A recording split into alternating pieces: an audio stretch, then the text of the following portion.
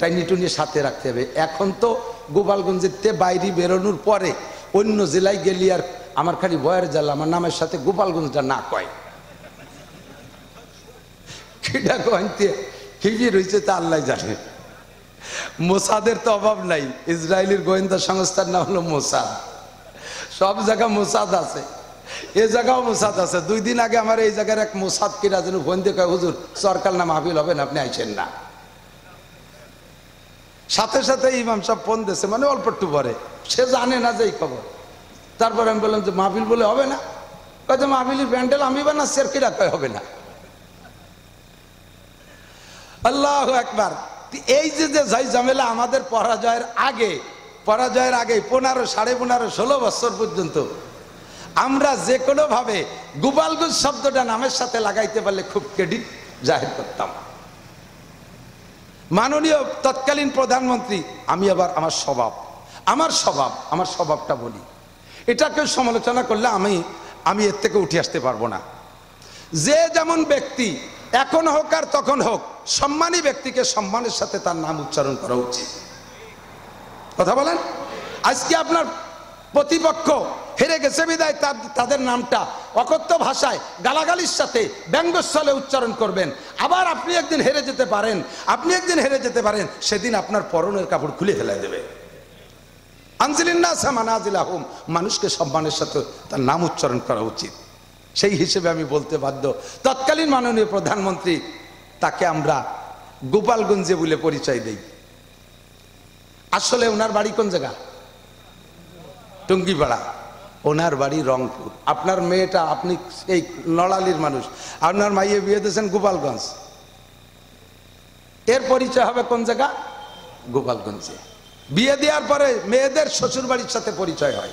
ওয়াজের ভিতরে হাত নাড়ায়, আমি এই কথাটা মাঝে মাঝে বলে থাকি। হাতের সিস্টেমটা কেমন হয়?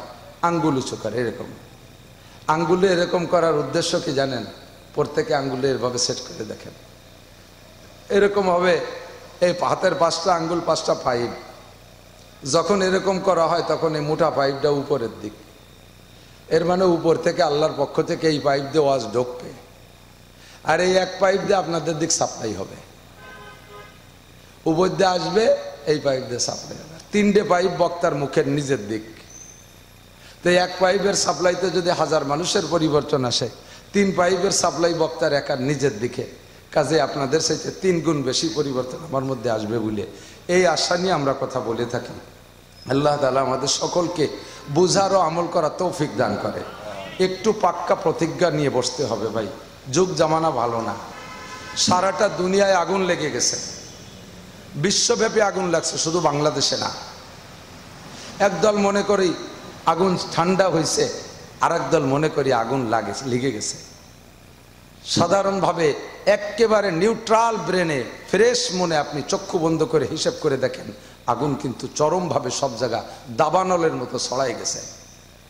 জঙ্গলে এক জায়গা আগুন লাগে, এখানে থামাইতে থামাইতে আরেক জায়গা লেগে যায়, সেখান থেকে আরেক জায়গা লেগে যায়, এটা দাবানল। তো এমন করে সব জায়গা দাবানলের মতো আগুন ছড়াই যাচ্ছে। এই মুহূর্তে আমার আপনার ইমানকে বাঁচানোর জন্য উলামায়ে কেরামের দেওয়া পরামর্শগুলো শুধু শুনতে ভালো লাগবে আর শুনবেন, অথবা আপনার জানা আছে হুজুর এসছে বেশি, হুজুর কোন জায়গা ভুল কয় সেই লুকমাটা ধরিয়ে দেব, এই নিয়ত করে বয়ান শুনতে না আসাই উচিত হবে। কথা নেব এমনভাবে যে কথাগুলো আমার জানা আছে সেগুলোও যদি হুজুর বলে তাহলে সেটার পর আমল করব, আর যেটা না জানা আছে ওইটা ইনশাআল্লাহ আজকে থেকে নতুন করে গ্রহণ করব, সামনে কথার পর আমল করব। রাজি আছেন ইনশাআল্লাহ? আল্লাহ সবাইকে তৌফিক দান করুক। মৌলানা বলেছেন, তারপরও আমি আর একটু তার কথাকে সাপোর্ট দিয়ে ওনার কথাটাকে আরও গুরুত্ব বানানোর জন্য আপনাদের সামনে উপস্থাপন করি। মাসটার নাম রবিউল আউয়াল। কি মাস? আরবিতে 12 মাস না, ইংরেজিতে 12 মাস, বাংলার 12 মাস মুখস্থ করলে 12টা নেকি হবে এমন কোনো দলিল নেই। ইংরেজি 12 মাস মুখস্থ করলে 12টা নেকি হবে কোনো দলিল নেই। আরবি একটা মাসের নামও যদি আপনি সুন্নতের মহাব্বতে মুখস্থ করেন তাহলে আপনাকে 100 শহীদের সওয়াব দেওয়া হবে। কষ্ট পেলেন? কম হয়ে গেছে? শুধুমাত্র আরবিতে নামটা মুখস্থ করেন, রবিউল আউয়াল। মাসটা বড় দামি মাস, বড় আনন্দের মাস। কিসের মাস? আনন্দের মাস না? নাকি মৌলানা আপনাদেরকে বুঝাই রেখে গেছে? আনন্দের মাস। কেন আনন্দের মাস? হ্যাঁ থাক, একটু একটু হালকা হালকা দেন। এ মাসে আমাদের নবী দুনিয়ায় এসেছিলেন, বলি আলহামদুলিল্লাহ। নবী পাক এসেছেন বিধায় আমরাও এসেছি। লাউলা হুমা খালাকাল আফলাকা খালিকুহা লাউলা হুমা খারাজাল ইনসানু মিন আদামি। আমার নবীকে যদি আল্লাহ না বানাইতেন, আর কেউরে বানাকার না বানাক, কমপক্ষে মানব জাতি বানাইতেন না। আমরা দুনিয়ায় এসে, আপনারা কে কেমন আছেন জানি না, আমি দুনিয়ায় আসতে পেরে আমি খুব আনন্দিত, আমি খুব খুশি। আল্লাহ আমাকে দুনিয়ায় অনেক কিছু দিয়েছে, আমাকে অনেক সন্তান দিয়েছে, আমার অনেকগুলো ভাই বোন দিয়েছে, আমার হাজার হাজার ছাত্র দিয়েছে, আমার ছাত্ররা মুফতি মুহাদ্দিস হয়ে কোরআন হাদিস পড়াচ্ছে, আমার লক্ষ লক্ষ শ্রোতা আছে, আমি যে কথা বলি তা শুনে তারা আমল করে, আমার কোটি কোটির উপরে আমার মহব্বত ও ভালোবাসার মানুষ আছে, জাগতিক মান সম্মান আল্লাহ তাআলা যথেষ্ট দিয়েছে। আমি এর মর্মে অত্যন্ত খুশি, দারুণভাবে আমি আত্মতৃপ্তি পাই। 5টা ছেলে মেয়ে হাফেজ হয়ে গেছে, আরো খুশি, বড় খুশি। আমাকে আল্লাহ বানানোতে খুশি। তা আমাকে আমি বানানোতে আমি এত খুশি, আমারে বানাইলেন যার ওসিলায়, তার জন্মের পর আমার আরো খুশি হতে হবে। কতক্ষণ? আপনারা কি দুনিয়ায় জন্ম নিতে পেরে খুশি না বেজার? বলেন খুশি না বেজার? অবশ্যই খুশি থাকবেন, অবশ্যই খুশি থাকবেন, আপনি জান্নাতি হবেন, বলেন আমিন। আপনি নবী পাকের সাথে জান্নাতুল ফেরদাউসের সাথী হবেন, বলেন আমিন। আল্লাহ কবুল করুক।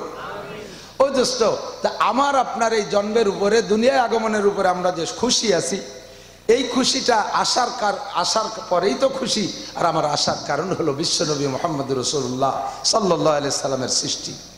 হুজুর বলেন, আমাকে আল্লাহ তাআলা না বানাইলে কোনো মানব জাতি বানাইতেন না। হুজুরের সৃষ্টি সবার আগে, একেবারে সবার আগে, অথচ দুনিয়ায় আসছেন নবী রাসূলদের সিরিয়ালে সবার পরে।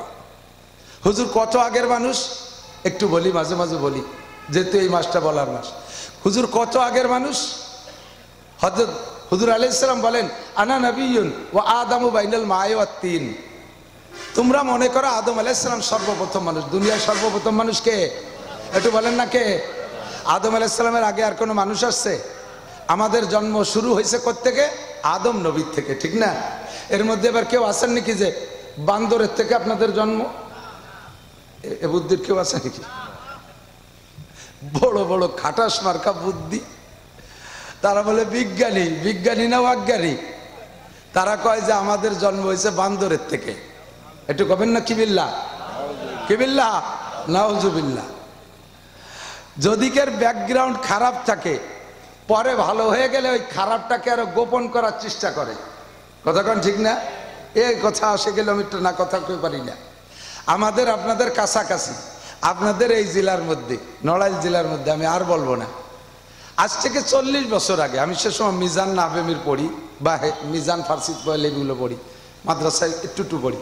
ওই সময় একটা খবর পাইলাম, আমাদের এই এলাকার ভিতরে এক বড় লোক, শিল্পপতি, কোটিপতি, তাদের বংশীয় ব্যবসা গাইন গুড়াইয়ে তেল বের করা, একে কি কয়? কুলু কয় না? আমাদের মুসলমানদের ভিতরে যত কম আছে তার ভিতরে 2-3টে কম একটু মানে আলোচিতভাবে একটু দুর্বল, নরমাল। তার মধ্যে কারিগর একটা, কুলু একটা, তারপরে ব্যাপারী ওই যে নৈল কয় এরা একটা, একে একটু খাটো করে জানে সবাই। তো ওই লোক যতদিন বাড়ির সবাই, মানে ওনার এলাকা ধরে এই কুলু ব্যবসা। এখন ঘটনাক্রমে উনি ওই তেলের ব্যবসায় লাভ করতে করতে এখন বিশাল কিছু হয়ে গেছে, বিরাট বড় ইন্ডাস্ট্রিজের মালিক হয়ে গেছে। একই ব্যবসা, ছোট থাকতে এক নাম, বড় হয়ে গেলি আর এক নাম। জুড়ি তৈরি বাজারে বাজারে মাছ বেচলি তারে কয় জ্বালিয়ে। আর মাছের যখন বিরাট কারবার করে তখন ফিশারিজ ইন্ডাস্ট্রিজ, সে সময় ফিশারিজ, ঠিক না? পোলা বানে পড়ে গেলি কয় আষাঢ় খাইছে, বড় একজন পড়ে কয় স্লিপ করছে, ঠিক না? গরিব মানুষ পায়খানা করলে আগিয়ে দিছে, আর বড় লোকে ওয়াশরুমে যায়। এ ব্যক্তির সাথে ভাষার পার্থক্য হয়ে যায়। তো ওনাদের গ্রামের সাধারণ পার্টি, তাদের নাম কুলু, আর উনি এখন অয়েল কি কয়, অয়েল ইন্ডাস্ট্রিজের মালিক। এখন ওই কুলু শব্দটা ওনার ভালো লাগে না, লজ্জা করে, নাম ধরে কয় অমক কুলু। তা আজ থেকে 40 বছর আগের খবর আমি জানি, সেই সময় উনি 3 লক্ষ টাকা দিতে চাইছে এলাকার মানুষরা, যে তোমরা 3 লক্ষ টাকা দিয়ে গরু জবাই দিয়ে খাও, আমারে কুলু কবা না। এই কুলু ব্যাকগ্রাউন্ডটা আমার ভালো লাগে না, লজ্জার ব্যাপার। সেখান থেকে উঠে আসার জন্য সেই আমলে আমার জানা আছে, আমার আব্বা সেই সময় হাটের থেকে একটা গরু কিনে নিয়ে আসছে, যেই গরুটার দাম এখন কমপক্ষে 2 লাখ টাকা, আব্বা 1000 টাকা দিয়ে কিনে আনছিল হালি গরু। তাহলে 3 লক্ষ টাকায় 300 গরু হয়। এই জামানায় কমপক্ষে 6 কোটি টাকার গরু। 6 কোটি টাকা দিয়ে তার ব্যাকগ্রাউন্ডের এই খারাপ নাম বদনামটা লুকানোর চেষ্টা করে, এটাই সকলের স্বভাব। আর আমাদের পূর্বপুরুষ ব্যাকগ্রাউন্ড কত ভালো। আমাদের প্রথম মানুষটা আব্বাজি আদম আলাইহিস সালাতু ওয়াস সালাম, সেই নাম মুছে ফেলাই দিয়ে আমার অজ্ঞানীরা তাদের নিজেদের ব্যাকগ্রাউন্ড বলে বান্দরেতে জন্ম, এরা কত বড় অজ্ঞানী, এদের সম্পর্কে সমালোচনা করার ভাষাই খুঁজে পাওয়া যায় না। কতক্ষণ ঠিক ঠিক না? আপনারা কি বান্দরেতে না মানুষের থেকে? আমরা মানুষের থেকে। আমরা এটা নিজের কায়দা যুক্তি দিয়ে বলি না। আল্লাহ পাক কোরআন শরীফের মধ্যে বলেন, ইয়া আইয়ুহান নাসু তাকু রাব্বাকুমুল্লাযী খালাকাকুম মিন নাফসিন ওয়াহিদাতিন ওয়া খালাকা মিনহা যাওজাহা ওয়া বাত্তা মিনহুমা রিজালান কাসীরান ওয়া নিসাআ ওয়াত্তাকুল্লাহাল্লাযী তাসাআলুনা বিহি ওয়াল আরহাম ইন্নাল্লাহা কানা আলাইকুম রাকীবা। বলেন আলহামদুলিল্লাহ। আল্লাহ পাক রব্বুল আলামিন, হে মানব জাতি, শুধু মুসলমান না, হে মানব জাতি, হে ডারউইনের গোষ্ঠী, ভালো করে জেনে নে, ইয়া আইয়ুহান নাস, হিন্দু বৌদ্ধ খ্রিস্টান সবাই শুনে নে, ইত্তাকু রাব্বাকুম, ভয় পাও কাকে? ভয় পাও তোমার রবকে। কাকে ভয় পাবেন? রব। বলেন কি? রব। আরো জোরে। একবার রব করলে 4000 নেকি। বলবেন না? কাকে ভয় পাবেন? রব। ইত্তাকু রাব্বাকুম, তোমাদের রবকে ভয় পাও। কোন রব? আল্লাযী খালাকাকুম মিন নাফসিন ওয়াহিদা, যে আল্লাহ তাআলা তোমাদেরকে সৃষ্টি করেছে, সমস্ত মানুষকে সৃষ্টি করেছে এক ব্যক্তি থেকে। প্রথম সৃষ্টি করেছে কয় ব্যক্তি? এক ব্যক্তি। নাম কি? আদম আলাইহিস সালাম। আদম আলাইহিস সালামের আব্বার নাম কি? এলে কথা কয় না, মার নাম নাই। তাহলে আল্লাহ তাআলা মা ও বাপ ছাড়া সৃষ্টি করতে পারে কি পারে না? পারে, ঠিক না? আদম আলাইহিস সালামের বানাইছে কি দিয়ে? মাটি দিয়ে। মাটির জান আছে? মাটি মরা। আগুন দিয়ে, আগুনের জান আছে? নাই। পানি দিয়ে, পানির জান আছে? নাই। বাতাস দিয়ে, বাতাসের জান নাই। 4টে মরাকে এক জায়গা করে একটা তাজা বানাইছে। এখন সুবহানাল্লাহ। আমি আপনাদেরকে একটা ইন্টারভিউ নিই, বলেন তো, আমাদের দেশে মুরগিও আছে, ডিমও আছে, আছে না? মুরগি আছে তো, মুরগিও আছে, ডিমও আছে। খুব ঠান্ডা মাথায় জবাব দেবেন, ভালো করে বুঝিয়ে 2-3 সেকেন্ড সময় নেবেন বুঝার জন্যে। আপনারা কোন দি, ডিম আগে না মুরগি আগে? দেখছেন, চোখের সামনে মুরগিও দেখি, ডিমও দেখি, তার ভিতরে কত মতানৈক্য। তাহলে আমরা হুজুর একটা মশলা করতে গেলে মতানৈক্য হতেই পারে, এ জায়গা ঝগড়া বাদান। মুরগি আগের পক্ষে কারা? বেয়াদবি মাফ করবেন, এটা হাত দেখাবেন। মুরগি আগে, আচ্ছা যথেষ্ট। ডিম আগে, এর পক্ষে কারা? দেখাবেন। এ দলে ভোট কম হয়ে গেছে। আর কিছু কিছু আছে হাত উঠেই নেই, যেটা যেতে সেই দলে। আমি আমলি গুলো বিএনপি না, যে দল আছে সেই দলে, তাই নাকি? কোরআনে কয় ডিম আগে, কোরআনে বলে ডিম আগে মুরগি পরে। তা ডিম আগে হলো কি করে? ডিম হচ্ছে তো মুরগি লাগে। যদি তাই কন তাহলে মানুষ হচ্ছে তো মা লাগে আর আব্বা লাগে। আদম আলাইহিস সালাম কোন আব্বা মার পেটে হলো? যে আল্লাহ তাআলা আদম আলাইহিস সালামকে মা বাপ ছাড়া বানাইতে পারে, সেই আল্লাহ তাআলা মুরগি ছাড়া ডিম। কোরআন শরীফে কোন জায়গা কইলে এই কথা? জীবন ভর্তি কোরআন শরীফ পড়লাম না তো খুঁজিয়ে, ওইসব যে পাওয়া যাবে না তো।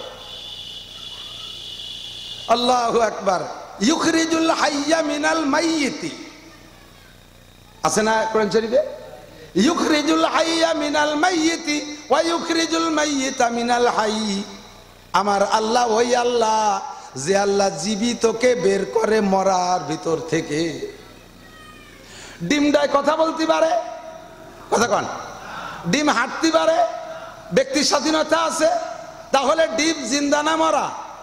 আর মুরগিতে হাঁটতে পারে, কুটকুট করে কথা বলতে পারে, ইচ্ছা মতো ঘুরে ফিরে বেড়াইতে পারে। মুরগিটা জিন্দা, আমার আল্লাহ কয় ইউখরিজুল হাইয়া মিনাল মাইয়িতি, আমি জিন্দা মুরগিরে বের করি মরা ডিমির থেকে। এরপরে কয় ওয়া ইউখরিজুল মাইয়িতা মিনাল হাই, পরবর্তীতে আবার সেই মরা ডিমরে ওই তাজা মুরগির থেকে বের করি। কাদেরে কুদরত তুদারি हर चिकाही आकुनी कादरे कुदरत तुदारी हर चिकाही आकुनी मुर्दारा तू जाने बख्शी जिंदारा बेजाकुनी তুমি আল্লাহ সর্বময় ক্ষমতার মালিক মরারে তুমি বাঁচাইতে পারো তাজারে তুমি মারতে পারো ফকিররে তুমি ধনী বানাইতে পারো বাচ্চারে তুমি কয়েদি বানাই জেলখানায় ঢুকাইতে পারো কথা বলেন ঠিক কি ঠিক না गा गदारा मुल्के बख्शी गाह सारा चू गदा गा गदारा मुल्के बख्शी गाह सारा चू गदा आज बराए नी में नाने दर बदर है राकुनी नदीरे कुल भांगे ओ कुल गले এই তো নদীর খেলা সকালবেলা ধনী রে তুই ফকির সন্ধ্যাবেলা সর্বময় ক্ষমতার মালিক জোরে বলেন কে জবান খুলে একবার আল্লাহ বললে আমার আল্লাহ এমন আল্লাহ যেই আল্লাহর নাম তরজমা বোঝা লাগবে না যেই আল্লাহর কিচ্ছু বোঝা লাগবে না মোহাব্বতের সাথে একবার আল্লাহ বললে আমার আল্লাহ সঙ্গে সঙ্গে 4000 নেকি দান করিয়া দেয় আল্লাহু আকবার সব ক্ষমতার মালিক কে আমার আল্লাহ সর্বপ্রথম আদম আলাইহিস সালামকে বানাই কয় মিন নাফসিন ওয়াহিদা এবার আদমকে বানাইয়া ওয়া খালাকা যাওজাহা মিনহা এদিক খেয়াল করতেছেন জায়গা মতো চলে যাব ইনশাআল্লাহ আদমকে সর্বপ্রথম বানাইছে শুধু আদম দিয়েই আল্লাহ তাআলা মানব প্রোডাকশন জারি রাখতে পারতেন শুধু আদম পুরুষের থেকে খালি পুরুষ হবে মহিলা হবে না প্রথম যেহেতু বানাইছে পুরুষ আল্লাহ এই সিস্টেম করলে করতে পারতেন কি না পুরুষের বডির ভিতরে একটা জায়গা তৈরি করে দিতেন তার ভিতরে সময় মতো 3-4 বছর পর পর একটা মানুষ আল্লাহ বানাই কইতো সেন লাগাই দিত যে ওই সেনটা দিয়ে খুলে তোমার ছেলেটারে বের করে ফেলাম এদিনই আল্লাহ কায়দা করে দিতে পারতেন কিন্তু তা না বানাইয়া ওয়াখালাকা মিনহা যাওজাহা আদম আলাইহিস সালামের স্ত্রীকে আদমের থেকেই বানাইছে আদমকে বানাইলেন দুনিয়ার সব জায়গার মাটির উপরে চামড়া উঠাই নিয়া চামড়ারে আরবিতে কয় আদিম মিন আদিমিল আরদ পুরো জমিন যতটুকু পর্যন্ত জমিন হবে কিয়ামত পর্যন্ত আল্লাহর জানা আছে সম্পূর্ণ জমিনের থেকে চামড়া তুলে নিয়ে তাই দিয়ে আদম বানাইছে বিদায় আদিম থেকে আদম আদম মানে চামড়া আল্লাহ তাআলা মাটির চামড়া দিয়ে বানাইছে তাই মাটি যেটুক আদমকে বানাইতে নেছেন এরপরে আরো মাটি ছিল না তো সেই মাটি থাকতে আল্লাহ অন্য মাটি দিয়ে না বানাইয়া হাওয়া আলাইহিস সালামকে বানাইছে তার বাম পাজরের হাড্ডি বের করে এই পেটের এই দুই পাশে হাড় আছে না 6টা রিকশার 6টার মতো এরকম এই গুনে তো দেখেন না যারা মোটা থাকে তো হাতে পাবে না আমাকে মতো শূন্য মানুষ এক একখানের গুনি হলতে এই পাশে যে কয়খান আছে এই বাম পাশে একখান কম আছে ওই কম খান খুলে নিয়ে আপনার স্ত্রীকে বানাইছে যার যার স্ত্রীকে তার তার এক ওই পাজরে হাড্ডি বানাইছে ওই যে কেরকের দিয়ে বউ 4 ডিভাসটা ওই একখান ভাঙ্গিয়ে 4 ডিভাসটা বানাইছে অসুবিধা কি তো এই জায়গাতে নিয়ে বানালো কে আল্লাহ আলাদা মাটিতে বানাইতে পারতো আলাদা মাটি দিয়ে বানাইলে এই ভালোবাসাটা হইতো না নিজের অঙ্গের সাথে নিজের যে সম্পর্ক আর ভালোবাসা এটা আরেকজনের অঙ্গের সাথে সেই ভালোবাসা হয় না এই জন্যই এই পাজরের হাড় খুলে নিয়ে বানাইছে যে তোমার পাজরের হাড্ডির পর তোমার যে ভালোবাসা যাতে তোমার স্ত্রীর সাথে তোমার সেই ভালোবাসাটা হয় স্ত্রী বড় মোহাব্বতের স্ত্রী বড় ভালোবাসার কথা বলেন ঠিক ঠিক না আপনাদের কার কেমন ভালোবাসা আছে তা জানি না অনেকে আছে যাইয়ে মুখের মধ্যে গামছা ভরিয়ে দিয়ে দরজা আটকাই দিয়ে আইলিও লাঠি দিয়ে একেবারে আউলা খের ওজিফা পালন করে আর কয় আব্বা কলিও ছাড়বো না নে চিনিস তোরে বাবারে তো চিনিস নিয়ে বৌতিও বাড়ির এলাকায় তুই আমার ধর্মের বাপ মাফ কর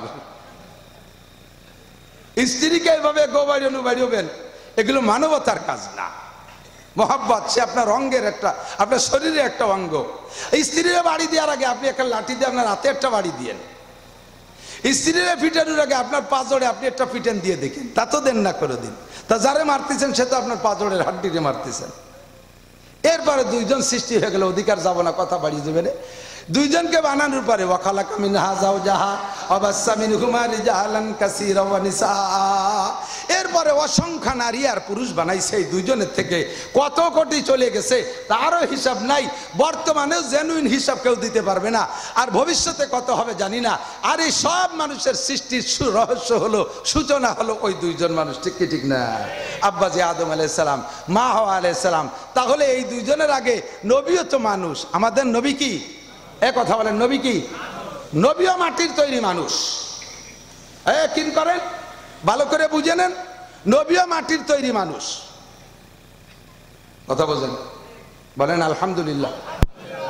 এ কথা না বলে যদি বলি নবী নূর আলাদা, তাহলে আমাদের ওজন শক্তি আমাদের টাইনিটুনি সাথে রাখতে হবে। এখন তো গোপালগঞ্জের বাইরে বেরোনোর পরে অন্য জেলায় গেলি আর আমার খালি ভয়ের জেলা, আমার নামের সাথে গোপালগঞ্জটা না কয়। কিটা কইতে কি রয়েছে তা আল্লাহ জানে। মোসাদের তো অভাব নাই। ইসরায়েলের গোয়েন্দা সংস্থার নাম হলো মোসাদ। সব জায়গা মোসাদ আছে, এ জায়গাও মোসাদ আছে। 2 দিন আগে আমার এই জায়গার এক মোসাদ কিরা যেন ফোন দিয়ে কয়, হুজুর সরকার না মাহফিল হবে না, আপনি আইছেন না। সাথে সাথে ইমাম সাহেব ফোন দিয়েছে, মানে অল্প একটু পরে, সে জানে না যে এই খবর। তারপর আমি বললাম যে মাহফিল বলে হবে না, কয়ে মাহফিলের প্যান্ডেল আমি বানাচ্ছি আর কিরা কয় হবে না। আল্লাহু আকবার। এই যে যাই ঝামেলা আমাদের পরাজয়ের আগে 15, 15.5, 16 বছর পর্যন্ত আমরা যে কোনো ভাবে গোপালগঞ্জ শব্দটা নামের সাথে লাগাইতে পারলে খুব ক্রেডিট জাহির করতাম। মাননীয় তৎকালীন প্রধানমন্ত্রী, আমি আবার আমার স্বভাবটা বলি, এটা কেউ সমালোচনা করলে আমি এর থেকে উঠে আসতে পারবো না। যে যেমন ব্যক্তি এখন হোক আর তখন হোক, সম্মানী ব্যক্তিকে সম্মানের সাথে তার নাম উচ্চারণ করা উচিত। কথা বলেন? আজকে আপনার প্রতিপক্ষ হেরে গেছে বিদায় তাদের নামটা অকথ্য ভাষায় গালাগালির সাথে ব্যঙ্গস্থলে উচ্চারণ করবেন। আবার আপনি একদিন হেরে যেতে পারেন, সেদিন আপনার পরনের কাপড় খুলে ফেলে দেবে। আনজিলিন্নাস মানাজিলাহুম, মানুষকে সম্মানের সাথে তার নাম উচ্চারণ করা উচিত। সেই হিসেবে আমি বলতে বাধ্য, তৎকালীন মাননীয় প্রধানমন্ত্রী, তাকে আমরা গোপালগঞ্জে বলে পরিচয় দেই। আসলে ওনার বাড়ি কোন জায়গা? টুঙ্গিপাড়া। ওনার বাড়ি রংপুর। আপনার মেয়েটা, আপনি এই নড়ালির মানুষ, আপনার মাইয়ে বিয়ে দিয়েছেন গোপালগঞ্জ। এর পরিচয় হবে কোন জায়গা? গোপালগঞ্জে। বিয়ে দেওয়ার পরে মেয়েদের শ্বশুর বাড়ির সাথে পরিচয় হয়। আমাদের গোপালগঞ্জের মাইয়ে বিয়ে দিছি রংপুরেরা পরিচয় দিতে সাহস পায় না। আমরা টাইনিটুনি গোপালগঞ্জ নিয়ে আসি, যদি গোপালিয়ে বানাতে পারি তাহলে আমাদের ক্রেডিট বাড়ে। জাগতিক সম্মানের দিক দিয়ে এই জিনিসটা ভালো বুঝিয়ে, এগুলো আমরা খুব ভালো বুঝি, এর আমলের মধ্যে ত্রুটি নাই। রংপুরে বউরে আমরা গোপালগঞ্জে মাইয়ে বানাইয়া সেই জায়গা গোপালিয়ে সাব্যস্ত করার চেষ্টা করি, এর স্বার্থটা ভালো বুঝি। বিশ্বনবী মুহাম্মদুর রাসূলুল্লাহ সাল্লাল্লাহু আলাইহি সাল্লামকে যদি নূর বলি, তাহলে ওই ফেরেশতার দিকে চলে যাবে, নইলে আল্লাহর দিকে চলে যাবে। আর আল্লাহর দিকে নিয়ে এত জায়েজই নাই, আল্লাহর সাথে কোনো শরীক নাই, লা শারীকা লাহু, আল্লাহর কোনো শরীক নাই, সেদিকে নেওয়াই যাবে না, তাহলে মুশরিক হয়ে যাবেন। আবার ফেরেশতাদের দিকে যদি নূর বলে ফেরেশতার দিকে ঠেলে দেন, তাহলে আমাদের দাম কমে যায়। আর যদি মাটির মানুষ বলে আমাদের দিকে রাখতে পারি, তাহলে মুহাম্মদুর রাসূলুল্লাহ সাল্লাল্লাহু আলাইহি ওয়াসাল্লামের সম্মানে আমাদেরও সম্মান হয়ে যাবে। কথা বলেন ঠিক কি ঠিক না? কাজে আমাদের নবীও মাটির তৈরি। আদম আলাইহিস সালাম মাটির তৈরি, উনি সবচেয়ে আগের মানুষ, আর আমাদের নবীও মাটির মানুষ। তাহলে এই দুইজন মানুষের ভিতরে সবচেয়ে আগে কে সৃষ্টি হয়েছে এই ইতিহাস আমি জানি না। নবী নিজেই বলেন, আনা নবিয়্যুন ওয়া আদামু বাইনাল মাই ওয়াত তিন। আরে বেটারা, আমি নবী, ওই সময় নবী যখন আদম আলাইহিস সালাম মাটি আর পানির মধ্যে ছিল, তার কোনো নামগন্ধ অস্তিত্ব ছিল না। হয়তো আল্লাহর কুদরতি ব্রেডে ছিল যে আদম রে বানাবো, কিন্তু তার নামগন্ধ দুনিয়ায় ছিল না, ফেরেশতারাও জানতো না আমি সে সময় নবী। সুবহানাল্লাহ। গল্পে এসে যায়, আমরা মাঝে মধ্যে বলেও থাকি, উস্তাদের কাছ থেকে শুনেছি। একদিন ফাতেমা রাদিয়াল্লাহু তাআলা আনহার সামনে হযরত জিবরিল আলাইহিস সালামের সাক্ষাৎ হয়ে গেছে। জিবরাইল ফেরেশতা না, এত শাক্কালুবি আশকালি মুক্তালিবা, মাঝে মাঝে মানুষের রূপ ধারণ করে আসতেন। তো একদিন এক সাহাবার রূপ ধরে আসছে, তো ফাতেমারা দেতনা চিনে ফেলাইছে, যদিও আমাকে সাহাবার রূপ ধরে আসছে, তবে ইনি জিবরাইল। তো দেখেই সালাম দিয়ে বলছে, আসসালামু আলাইকুম, ছোট কাকা কেমন আছেন? ছোট কাকা আমাকে ওই দিক কয়, এদিক কয় নাকি জানি, ছোট কাকারে দুদু কয়।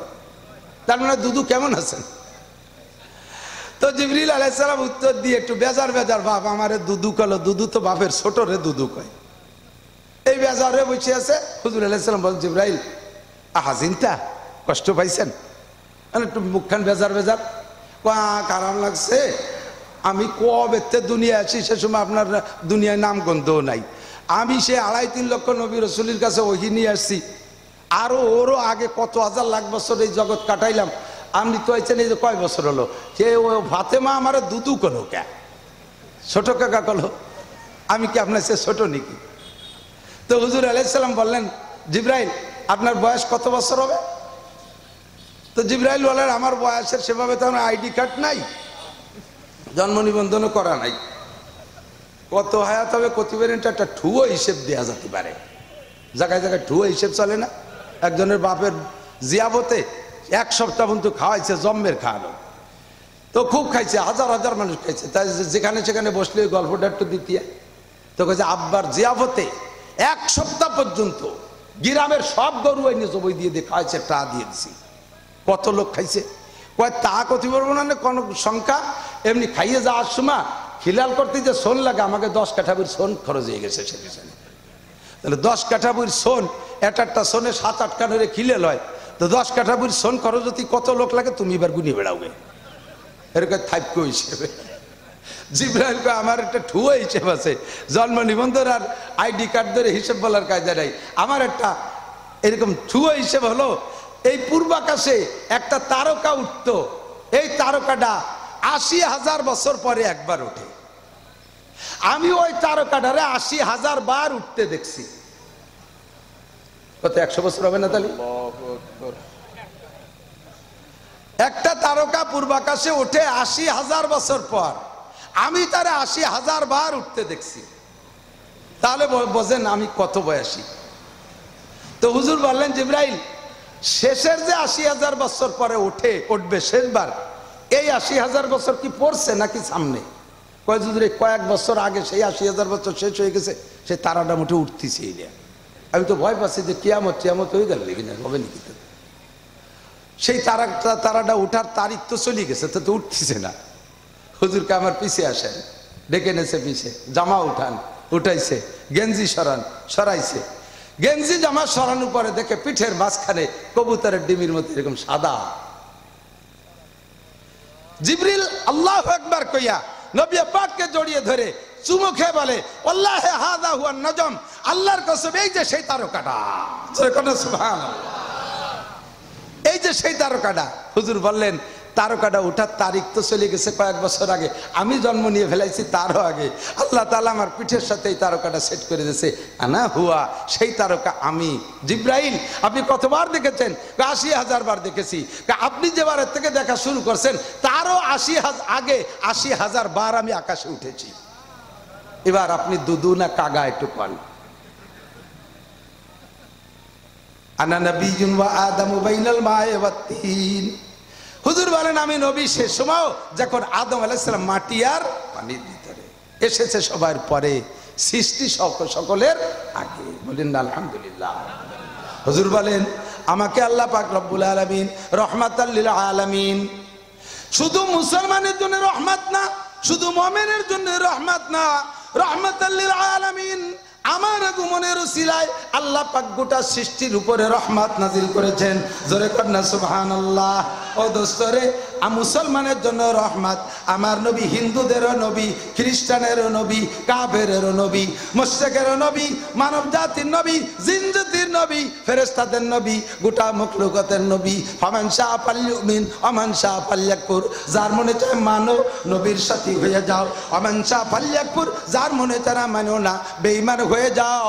সময় মতো বিচার হবে, ধরা যেদিন পড়বে সেই দিন বুঝবা, ওদিন বুঝে কোনো কাম হবে না। নবী আলাইহিস সালাম ভুল ভেঙ্গে দিয়ে দিকটা খান, ধারাবাহিকভাবে বয়ান করার মিজাজ গেছে নষ্ট হইয়া। তনহামাশু দাগ দাগ পুম্বা খুজা খুজা নেহাম, সারা গা ক্ষত বিক্ষত, কোন জায়গায় হাত দেব, ঔষধ কোন জায়গা দেব, এক জায়গা দিলি তো হচ্ছে না, সারা গায়ে ক্ষত বিক্ষত, কম বেশ সব জায়গায় টুটু দিয়া লাগে। এই জন্য এলোমেলো ভাবে যা যখন জেহেনে আসে সেটা একটু বলে যাই। বর্তমান সময়ের যে ফিতনাটা আমাদের দেশের মানুষের ভিতরে একটা ভুল বুঝাবুঝি চলতেছে, সেই ভুল বুঝাবুঝিটা একটা সংশোধন করে দিয়ে আরেকটা কথা বলবো, এদিক তাকান। নবী আলাইহিস সালাম জন্ম নিয়েছেন রবিউল আউয়াল মাসে, এটাও নিশ্চিত। সোমবার, এটাও নিশ্চিত। শবে সাদেকের সময়, এটাও নিশ্চিত। তবে তারিখ, জন্ম তারিখটা কয় তারিখ, এটার ভিতরে অনিশ্চিত। এটা নিয়ে মতানৈক্য। 95% ঐতিহাসিকদের রায় নবী আলাইহিস সালামের জন্ম হয়েছে রবিউল আউয়াল মাসের 8 তারিখ। কয় তারিখ? 5% ঐতিহাসিকরা বলে 12 তারিখ। আমি এই 85% বাদ দিয়ে 5%-এর সাথে একমত হইয়া সমকালীন ফিতনা নিরসনের আলোচনা করি। এদিক তাকান। নবী আলাইহিস সালামের জন্মে আমরা বেজার না খুশি? আরো জোরে।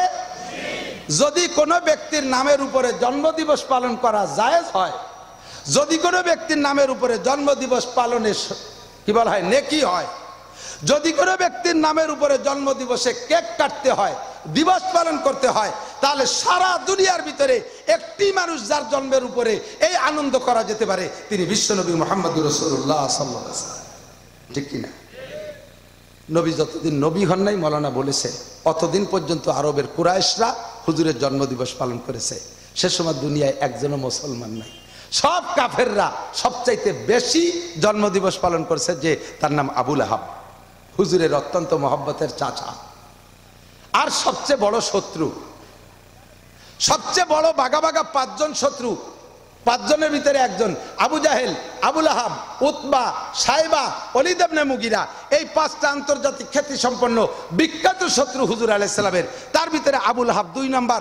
এইটা 40 বছর নবী পাকের শ্রেষ্ঠ বন্ধু, আপন চাচা। এই চাচা হুজুরকে নিয়ে জন্মদিবস পালন করত। প্রত্যেক সোমবারে স্বর্ণের পেয়ালায় বাতি জ্বালাইতো, এত মোহাব্বত। 40 বছরের পরে যখন নবী নবুয়তি পেয়েছেন আর আবু জাহেলরে কলেমা, আবু লাহাবরে কলেমার দাওয়াত দিয়েছে, সেই দিন থেকে সেই সমস্ত জন্মদিবস পালন, কেক কাটাকাটি, স্বর্ণের বেলায় বাতি জ্বালাজালি বাদ। নবীরে 1 বস্তা গালি দিয়ে তাব্বান লাকা ইয়া খাসিস আলী হাজা দাওতানা, কপাল পোড়া ধ্বংস হয়ে যা, এজন্য আমাদেরকে ডেকে নিয়ে আসছিস, এই কয়ে গালি দিয়ে উঠে চলে গেছে। আর শত্রুতা শুরু করছে, সর্বশ্রেষ্ঠ শত্রুতাই করছে। আল্লাহ তাআলা জগতে যত মানুষকে অপমানজনক মৃত্যু দিয়েছে, তার মধ্যে 1 নম্বর অপমানজনক মৃত্যু দিয়েছে এই আবু লাহাবকে। এমন মরণ হয়েছে, পয়সিয়ে গন্ধ হয়ে গেছে, প্লেগ রোগ দিয়া। তার আপনজন কেউ কাছে ছিল না, সরকারি ডোম দিয়ে তাদেরকে টাকা দিয়ে ঠ্যাঙে দড়ি বাঁধিয়ে হেসরাইটা নিয়ে বালুর মধ্যে গর্তটা খুঁচিয়ে একেবারে চাপা মাটি দিয়ে থুয়ে দিছে। এমন জঘন্য মরণ হয়েছে আবু লাহাবের। এই আবু লাহাব নবীর 40 বছর জন্মদিবস পালন করছে। নবী কলেমা দাওয়াত দেওয়ার পরে, নবুয়তি পাওয়ার পরে, একজন সাহাবাও 23 বছরের ভিতরে আল্লাহ নবীর জন্মদিবস পালন করে নাই, ঈদে মিলাদুন নবী করেন নাই। তারিখের যেটাই হোক না কেন, বার তো সোমবার, একটা সোমবার টার্গেট করলে করতে পারতেন, কোনো সাহাবা করেন নাই।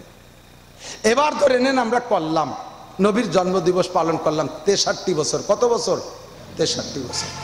63 বছরের মাথায় যাইয়া জাস্ট রবিউল আউয়াল মাসের 12 তারিখ শবে সাদেকের সময় নবী পাকের ইন্তেকাল হয়েছে। নবী পাকের জন্মে আমরা যে পরিমাণ সন্তুষ্ট আর খুশি, নবীর ইন্তেকালে তার চাইতে বেশি শোকাক্রান্ত। কতক্ষণ ঠিক না? তার চেয়ে বেশি শোকাক্রান্ত না?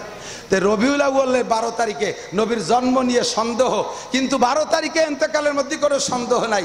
সেই তারিখটায় আমার দায়িত্ব ছিল শোক পালন করা, তা না করে সেই তারিখটাকে আমরা ঈদ বানাই নিছি, আনন্দের দিন বানাই নিছি, ঈদে মিলাদুন নবী বানাই। ফেরেশতারা যে নবী পাকের কাছে সংবাদ পাঠায়, পৌঁছায়, হে নবী আপনার মৃত্যুতে দেখেন আপনার বাঙালি উম্মত কি খুশি, সেই দিন তারা আনন্দ করতেছে, তারা ঈদ করতেছে। নবী পাকের সুপারিশ কপালে জুটবে না। বাস্তব একটা উদাহরণ দিলে আপনি বুঝবেন। আপনার একটা ছেলে, এদিক তাকান, 35 বছর বয়স, আজ থেকে 35 বছর আগে আপনার ছেলেটা হয়েছে পুত্র সন্তান। আপনি ভালো ফ্যামিলি, শিক্ষিত ফ্যামিলি, আপনি শিক্ষিত মানুষ, আপনি ভালো চাকরি করেন, ব্যবসা বাণিজ্য আছে, ধনী মানুষ, বর্তমান প্রেক্ষাপটে আপনি একজন রুচিশীল মানুষ। 35 বছর আগে আপনার ছেলেটা যেদিন হয়েছে, এক তো ছেলে, আরো আপনার ছেলে, এরপরে তা হয়েছে একেবারে ফুটফুটে চাঁদের মতো চেহারা, নায়কের মতো চেহারা, খুশিতে সেই দিন থেকে নিয়ে আপনি একটা বছরও মিস করেন না। প্রত্যেক বছর জানুয়ারি মাসের 1 তারিখ ছেলে জন্ম নিয়েছে, 1 জানুয়ারি আপনি ছেলের উপলক্ষে জন্মদিবস পালন করেন আর কেক কাটেন আর আনন্দ করেন। এইভাবে 35 বছর। ছেলেটা বিসিএস পাস করছে, সরকারি গেজেটেড অফিসার হয়েছে, সে একজন সাব জজ। হঠাৎ করে 35 বছর বয়সে, 35 বছর পার হওয়ার পরে 1 জানুয়ারি ছেলেটা স্ট্রোক করে মারা গেছে। জন্ম হয়েছে 35 বছর আগে 1 জানুয়ারি। এই 35 বছর জন্ম দিবসে কেক কাটছেন, আনন্দ করছেন। 35 বছরের মাথায় যাইয়া আপনার সেই রাজপুত্রটা 1 জানুয়ারি ইন্তেকাল করছে। এর ইন্তেকালের বছরের পরের থেকে ওই 1 জানুয়ারি কি আপনি আনন্দের জন্ম দিবসের কেক কাটবেন না তার মৃত্যু দিবসের শোক করবেন? আমি কি বুঝতে পারছি? 63 বছর আগে বিশ্বনবী জন্মদিবস পালন জন্ম নিয়েছেন, 63 বছর আনন্দ করলে করছি। 63 বছরের মাথায় এসে 12ই রবিউল আউয়াল ইন্তেকাল করে আমাদেরকে চরম এতিম করে রেখে গেছেন। কাজেই 12ই রবিউল আউয়াল আমাদের ঈদ হতে পারে না, আনন্দের দিন হতে পারে না, এটা আমাদের শোক দিবস। কথা বলেন ঠিক কি ঠিক না? এই ভুল ইতিহাস ওই ইসরায়েলি ইহুদি, একেবারে ইসরায়েলি রেওয়ায়েত, ইহুদিরা রেওয়ায়েত তৈরি করে নবী পাকের নামের উপরে অনেক বানাউট হাদিস তৈরি করে এটা সাপ্লাই দিয়েছে। এরকম ইসরায়েলি রেওয়ায়েত, এই মিথ্যা ইতিহাস দিয়ে মুসলমানদের অনেক ইবাদত, অনেক তাদের ঐতিহ্যকে নষ্ট করার চেষ্টা করছে। তার ভিতরে এটা একটা। আমার নবীর শানে আমরা 12ই রবিউল আউয়াল শোক করলে করব, রোজা রাখলে রাখবো। আমরা নবী পাক সাল্লাল্লাহু আলাইহি সাল্লামের জন্য বেশি বেশি দুরূদ ও সালাম পড়ব। ঠিক আছে না ইনশাআল্লাহ? আল্লাহ তাআলা আমাদের আমল করা তৌফিক দান করুক, বিগত ভুলের থেকে উঠে আসা তৌফিক দান করুক, বলেন আমিন। 2 নম্বর কথা হলো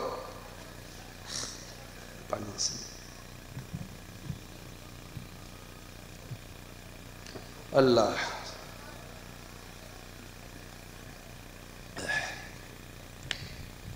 নবী আলাইহিস সালাম বলেন, আমার দিক সাতারাউনা বাদি মাইয়াইশ মিনকুম বাদি সাতারাউনা ইখতিলাফান কাসীরা। ও আমার সাহাবায়ে কিরাম, আমি যতদিন আছি এই যুগটার নাম স্বর্ণ যুগ। কি যুগ? হুজুরের জামানাটা কি জামানা? স্বর্ণ জামানা। কথা বলেন ঠিক ঠিক না? হুজুরের জামানা স্বর্ণ জামানা, স্বর্ণ যুগ। আমার উপস্থিতিতে কোনো মতানৈক্য থাকবে না, আমার উপস্থিতিতে কোনো মতানৈক্য থাকবে না। তোমাদের কোনো মতানৈক্য হলে সঙ্গে সঙ্গে জিবরিল আলাইহিস সালাম আমার কাছে বার্তা এনে দিয়ে সাথে সাথে তার সমাধান করে দেবে। কোন সুবহানাল্লাহ। যে জায়গায় হুজুর আটকে গেছেন ওই জায়গায় জিবরাইলে আল্লাহর পক্ষ থেকে জিবরাইল বার্তা নিয়ে আসছে। হুজুর আলাইহিস সালাম মদিনায় যাইয়া মদিনায় যাইয়া মসজিদে নববীতে বসছে। মসজিদে নববীতে তখন হয় নাই, আবু আইয়ুব আনসারীর বাড়ি বসছে, পরে মসজিদে নববী হয়েছে। আবু আইয়ুব আনসারী বাড়িতে বসলে হুজুরের দাওয়াত পাইয়া আগের থেকে মাদানীরা যারা মুসলমান হয়েছিল তারা তো পাশে ব্যান ব্যান করতেছে। বহুত কাফেররা আইসা দেখতে আসছে এক নজর, এই লোকটা আসলে মুসলমানরা এরকম কুরবানি হয়ে যায়, এত ফেদা, এত যত্ন করতেছে, দেখে আসি লোকটা কেমন। যদি তার হাল ভালো হয় তাহলে তার কথা শুনবো। এর ভিতরে আব্দুল্লাহ ইবনে সালাম রাদিয়াল্লাহু তাআলা আনহু, উনি মদিনায়, উনি ইহুদিদের বড় আলেম আব্দুল্লাহ ইবনে সালাম। আব্দুল্লাহ ইবনে সালাম তৌরাতের আলেম ছিলেন। এই তৌরাত পড়ে পড়ে আখিরি নবীর যত আলামত সব সে মুখস্থ করছে। অপেক্ষায় আছে যে শেষ নবী আসবে, কিন্তু 1.5 তারিখ তো আর তৌরাতের মধ্যে নাই। এমনি যে আলামত বলছে সে আলামতে পিরায় মিশে গেছে যে এই সময় আসলে আসতে পারে। ইতিমধ্যে হুজুর মক্কায় আবির্ভাব, কিন্তু আব্দুল্লাহ ইবনে সালামের জানা আছে ওই নবী যদি শেষ নবী হয়, উনি যদি সত্য নবী হয় যিনি মক্কায় আসছেন দাবি করছে, তাহলে তৌরাতে লিখছে উনি মক্কায় থাকতে পারবে 13 বছর নবুয়তি পাওয়ার পরে, বাকি 10 বছর মদিনায় থাকতে হবে, ওনার হিজরত করতে হবে, এটা তৌরাতে লেখা আছে। আব্দুল্লাহ ইবনে সালাম খবর পাইও মক্কায় যে কলেমা পড়ে নাই, উনি অপেক্ষায় আছে যদি সত্য নবী হয় তাহলে 13 বছর পর তার মদিনায় আসতেই হবে, আর মদিনায় আসলে তারপরে কলেমা পড়বো। খালি 600 মাইল যাই আমি খালি বুড়ো মানুষ কষ্ট হবো কে? উনি সেই অপেক্ষায় রয়েছে। দেখতে দেখতে 13 বছর চলে গেল, হুজুর মদিনায় চলে আসছেন। আব্দুল্লাহ ইবনে সালামের ইতিহাস প্রায় খাপের খাপ মিশে যাওয়ার মতো হয়ে গেছে। যখন দলে দলে লোক যাচ্ছে, এবার আব্দুল্লাহ ইবনে সালামও গেছে। উনি 3টে প্রশ্ন নিয়ে গেছে। এই 3টে প্রশ্ন আমি করব, যদি উত্তর দিতে পারে তাহলে বুঝবো নবী। এটা কোনো নবী রাসূল ছাড়া এই 3টে প্রশ্নের জবাব দিতে পারবে না। একটা হলো রূহ কি জিনিস, আর একটা হলো ইস্কান্দার জুলকারনাইন কে, আর একটা হলো আসহাবে কাহাফ কারা। এই 3 প্রশ্নের যদি জবাব দিতে পারে তাহলে বুঝবো যে নবী। তো আব্দুল্লাহ ইবনে সালাম তিনটে প্রশ্ন নিয়ে যাইয়া হুজুরকে জিজ্ঞেস করবে, এর আগেই চেহারা দেখেই কয় যে সে প্রশ্ন হারাই গেছে, আমার কিছু মনে নাই, চেহারা দেখে বুঝে ফেলাইছি এই লোকটা কোনোদিনও মিথ্যাবাদী হইতে পারে না। আরে জাকিরু তাদুল্লাহ আল বাতিন, জাহের প্রমাণ করে বাতেনের উপরে, প্রকাশ্য অবস্থা ভিতরগত অবস্থার উপরে অনেকটা প্রমাণ করে। গাজা করে চেহারা দেখলে বোঝা যায়, কথা কন্টি কিরিং না, এবা করে চেহারা দেখলে বোঝা যায়, জিনা করে চেহারা দেখলে বোঝা যায়, চোরের চেহারা দেখলে বোঝা যায়, ডাকাতির চেহারা দেখলে বোঝা যায়, ঘুষ করে চেহারা দেখলে বোঝা যায়, সুদ করে চেহারা দেখলে বোঝা যায়, নামাজি মানুষের চেহারা দেখলে বোঝা যায়। সীমা গুমফি উজুহিহিম মিন আতারিস সুজুদ, নামাজি মানুষ যদি একেবারে কালো হয়, একেবারে বিলে ধাইপো কালো যদি হয়, তাহলে 40 দিন যদি ওই লোকটা তাকবীরে উলার সাথে জামাতে নামাজ পড়ে, আল্লাহ পাক তার সেই কালো চেহারার ভিতরে সিজদার একটা নূর চমকাইয়া দেয়। আর বেঈমান বদমায়েশ যদি একেবারে ফুটফুটে পরিষ্কার সাদাও হয়, তবুও তার কুফরি আর নাফরমানির একটা কালো মেঘাচ্ছন্ন ছায়া তার চেহারার উপরে ভেসে ওঠে। কথা বলেন ঠিক কি না? আমাদের দেশে কত কালো কালো নামাজি মানুষ আছে, চেহারা দেখলে পরান্ডা ঠান্ডা হয়ে যায়। ইসরায়েলের প্রেসিডেন্ট বেনিয়ামিন নেতানিয়াহু, ও তো একেবারে ফর্সার জ্বালায় লাল, অথচ তার চেহারার ভিতরে হিংস্র ভাব প্রমাণ করে কি করে না? ওইটা কাফের বেঈমান মুশরিক, ওর চেহারার ভিতরে বোঝা যায়। আরে ওই আমেরিকান জো বাইডেন, ও তো একেবারে ফর্সা সাদা, তার ভিতরে একটা নাফরমানি কুফরের চেহারা ভেসে ওঠে। আব্দুল্লাহ ইবনে সালাম বলে চেহারার ভিতরে বোঝা যায় লোকটা ভালো না মন্দ। ওই লোকটা চেহারা দেইখা সব প্রশ্ন আমি হারাই ফেলাইছি, আর কোনো প্রশ্ন আমার নাই। আমি অনায়াসে সিদ্ধান্ত নিয়ে ফেলাইছি, আমি পড়বো লা ইলাহা ইল্লাল্লাহ মুহাম্মাদুর রাসূলুল্লাহ। আল্লাহু আকবার, আল্লাহু আকবার। কয়েকদিন পরে আরাকি খুদি আইছে, আইসা নবী পাক সাল্লাল্লাহু আলাইহি সাল্লামকে জিজ্ঞাসা করে, ইয়া মুহাম্মদ, তুমি যদি সত্য নবী হও তাহলে আমার এই প্রশ্নটার সঠিক উত্তর দিতে পারবা, আর যদি তুমি ধোঁকাবাজ হও পারবা না। তুমি যদি প্রশ্নের জবাব দিতে পারো আমি তোমাকে নবী বলে স্বীকার করব, আর যদি উত্তর না দিতে পারো তাহলে আমি সারা দেশে এই কথা ভাইরাল করে দেব, এই মুহাম্মদ একটা ধোঁকাবাজ বাটপার। একটু জোরে কর না নাউজুবিল্লাহ। হুজুর বললেন, বলো ফাসআলনি, জিজ্ঞেস করো, কি তোমার জিজ্ঞাসা? তো ওই লোকটা জিজ্ঞেস করছে, এহুদি, ওই লোকটাও, এহুদিরা পণ্ডিত সবকালে, ইয়া মুহাম্মদ আইয়ুল বুকাতে আহাব্বু ইলাল্লাহ ফিদ দুনিয়া ওয়া আইয়ুল বুকাতে আবগাযু ইলাল্লাহ ফিদ দুনিয়া। বলো তো মুহাম্মদ, আল্লাহর দুনিয়ায় সবচেয়ে দামি জায়গা কোনটা আর সবচেয়ে খারাপ জায়গা কোনটা? আপনারাও জানেন না? একটু কোন দি সবচেয়ে ভালো জায়গা? জোর হলো না? জানতো? সবচেয়ে ভালো জায়গা চার দোকান, কালনার ঘাট। সবচেয়ে ভালো জায়গা চার দোকান। চার দোকান তো সবই পায়ের নিচে টাইলস করা, খড়ি দিয়ে চাল পলিথিন টানাই থইছে, ফুটো হয়ে পানি পড়ে নিচে ব্যাগরাই গেছে, তার মধ্যে বিড়ির ভাষা হাজার হাজার। পাইনুরা পান খাইয়ে পিক ফেলাইছে, বুড়োরা আদা পাকা আদা কাঁচা কাশ ওর মধ্যে ফেলাইছে, স্যান্ডেল ভাই দিয়ে বইছে, স্যান্ডেলের বল্টুর মধ্যে দেখে উঠে আঙ্গুলির সাথে বেচাই গেছে। তবুও চার দোকানের বুতুম বেচার মতো টেলিভিশনের দিক তাকায় বসে থাকে। মসজিদে আজান হয়, কানের মধ্যে শয়তানে পেশাব করে থুয়ে দিছে, আজান ঢোকে না। আছে না নাই? বুড়োরা আছে না? এরকম আছে না? বুড়োরা আছে না নাই? এতক্ষণ পর্যন্ত মসজিদে দ্বারা সকালেতে বসা, মসজিদের পাশে দোকান, ওঠে না। যখনই আজান হয় উঠে বাড়ি চলে যায়, আর মসজিদে আসে না। আছে না নাই? সাহাবায়ে কেরামদের স্বভাব ছিল এর উল্টো। দুনিয়ার সব কিছু আপডেট হচ্ছে, উল্টো পাল্টা হয়ে যাচ্ছে। আগে ঘরে বসে গল্প করতেন, কে পায়খানা আসলি কি বলতেন বলেন তো? তোমরা বসো, আমি একটু বাইরে আসি, ঠিক না? কারণ পায়খানা ছিল কোন জায়গা? আগানে বাগানে বাইরে, নদীর কুলি। আর এই নদীর কিনারা আলার তো পায়খানা বানতো না, ওই জায়গায় পানিও যে আনে, বদনাও সে আনে, পায়খানাও সে আনে। পায়খানা করতে বসছে, মাথা নিচে হয়ে, এর মধ্যে নৌকো নিয়ে আইছে, গুনটা নিয়ে একদল। এই নৌকো লাগে দেখি এবার কি হতে, পায়খানা তো শেষ হয়ে যায়, তা মাথা নিচে আরে লজ্জাতে মাথা মাথা নিচে এলি কোন পাশ উঁচু হয়? যার লজ্জায় মাথা নিচে থেকে লজ্জা উঁচু হয়ে দেয়। তো আগে পায়কা ঘরে বসে গল্প করতে, পায়খানা আসলি কত তোরা ভাই একটু বাইরেতে আসি। আর এখন উঠোনে বসে গল্প আরেন, পায়খানা আসলে কি কন কন যে তোমরা বসো একটু ঘরের থেকে আসি। সব পায়খানা ঘরে ঢুকে গেছে না? এটা আগে মুসলমান মাঠে ঘাটে কাজ করতে, হাট বাজারে কাজ করতো, আজান হলে বলতো তোরা থাক আমি মসজিদের থেকে আসি। আর এখন মসজিদের গুড়ায় চার দোকান, ঘন্টার পর ঘন্টা বসে বসে গল্প করে। আজান দিলি কয় তোরা থাক আমি একটু বাড়িতে আসি। ওই যে বাড়ি যে বইছে নামাজের আগে আর ঘরের থেকে বেরোয় না। সব পাল্টে গেছে, ঠিক কি ঠিক না? আল্লাহু আকবার। মুসলমানের সব কিছু পাল্টে গেছে। তো সবচেয়ে ভালো জায়গা কি? জোর হলো না? মসজিদের মধ্যে গেলে ঘুম আসে না? আসে না? বুড়ো শীতকাল রাত্রি আগুন তা ভাসায় ঠাইছে ধরছে, তারপরে রুম হিটার দিয়ে গরম করছে, এরপরে ল্যাব 3-4 দিয়ে ঠাইছে ধরিয়ে 3-4 জন নাতিপুতারা হাত পাও চিবে দিচ্ছে, তবুও বুড়ো ঘুম আসে না। এপাশ ওপাশ এপাশ ওপাশ করতে করতে matric pass A pass BA pass করে ফেলে দিচ্ছে, ঘুম মোটে আসে।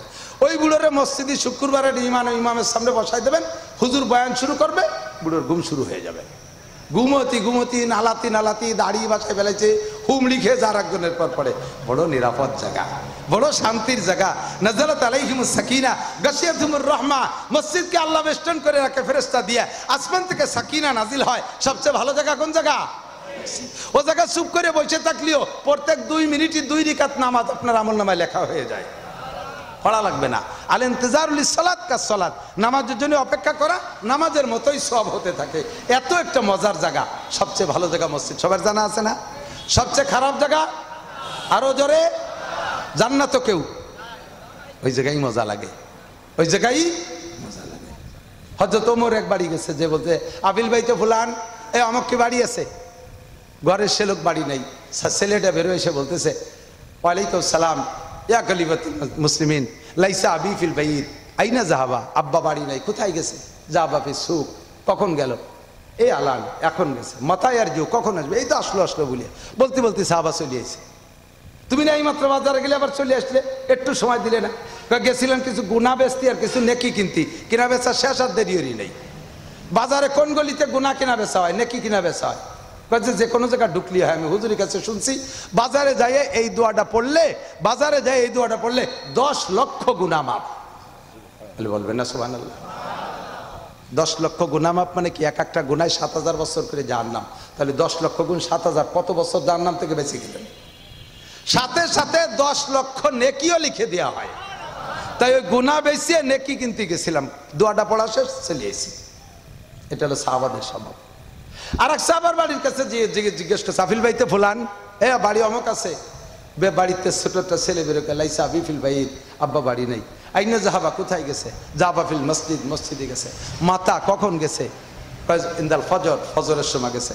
মাতা ইয়ারজু, কখন আসবে? আদ্রি, তা জানি না। জোহর পড়ে আসতে পারে, আসর পড়ে আসতে পারে, মাগরিব পড়ে আসতে পারে, ঈশা পড়ে আসতে পারে। আবার অনেকদিন ঈশা পড়ে যদি মসজিদে যদি একটু খাবার টাবার একটু পায়, কোনোভাবে একটু পায়, তাহলে রাত্রে আসে না, মসজিদে ইবাদত করে, ফজর পড়ে পরের দিন ইশাক পড়ে অনেক সময় আসে। এ হলো আব্বার অবস্থা। আল্লাহু আকবার। হুজুর বলেন আমার সাহাবায়ে কিরামদের এই স্বভাব। আর উম্মতের আখিরি জামানার উম্মতের স্বভাব হবে সম্পূর্ণ উল্টো। তোর আব্বা বাড়ি আছে? নাই। কোথায় গেছে? বাজারে গেছে। কখন গেছে? কই যে 8টার দিক ঘুমেতে উঠিয়া এনতে আশাইল বাগান ভাঙ্গে গোস্তি গোস্তি গেছে। আশাইল বাগান সে ফাতাফুতি সহ মেশাক বুড়বেড়ি গোস্তি। কখন আসবে?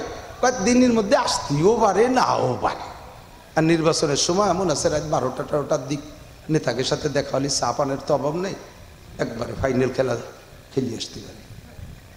এলো বাজারের অবস্থা। তোর আব্বা বাড়ি আছে? নাই। কোথায় গেছে? মসজিদে গেছে। কখন গেছে? এই তো গেল। আসবে কখন? যাবে আর আসবে, এক রেখা ধরতেও পারে নাও পারে। মসজিদের দুয়ারে যে দেখে ইমাম সাহেব সালাম ফিরে দিছে, আসসালামু আলাইকুম রহমতুল্লাহ, আসসালামু আলাইকুম। নামাজই বড় হলো না। ফিরেছে। সত্যি না মিথ্যা? এ ঘটনা হবে না চলছে? এ ঘটনা হবে না চলছে? সবচেয়ে ভালো জায়গা কোন জায়গা? সেই জায়গা ভালো লাগবে না। সবচেয়ে খারাপ জায়গা কোন জায়গা? বাজার, সেটাই সবচাইতে ভালো লাগবে। কতক্ষণ ঠিক ঠিক না? আল্লাহু আকবার। ওই লোক এসে জিজ্ঞেস করছে, আপনারা যেমন জানেন হুজুরও জানে না তা না, কিন্তু হুজুরের স্বভাব হলো মা ইয়ান্তিকু আনিল হাওয়া ইন হুয়া ইল্লা ওয়াহয়ুহা, আল্লাহ শিখে না দিলে কোনো কথা বলেন না, জানা থাকলেও বলেন না। তো হুজুরের নিজের বুদ্ধি দিয়ে জবাব না দিয়ে একটু চুপ করে আছে, জিজ্ঞেস করছে দেখি কি জবাব আসে নাকি। চুপ করে বসে থাকলে সাথে সাথে জিব্রাইল চলে আসে। জিব্রাইল এসে বলে মা তাহজান, হুজুর কি চিন্তা করেন?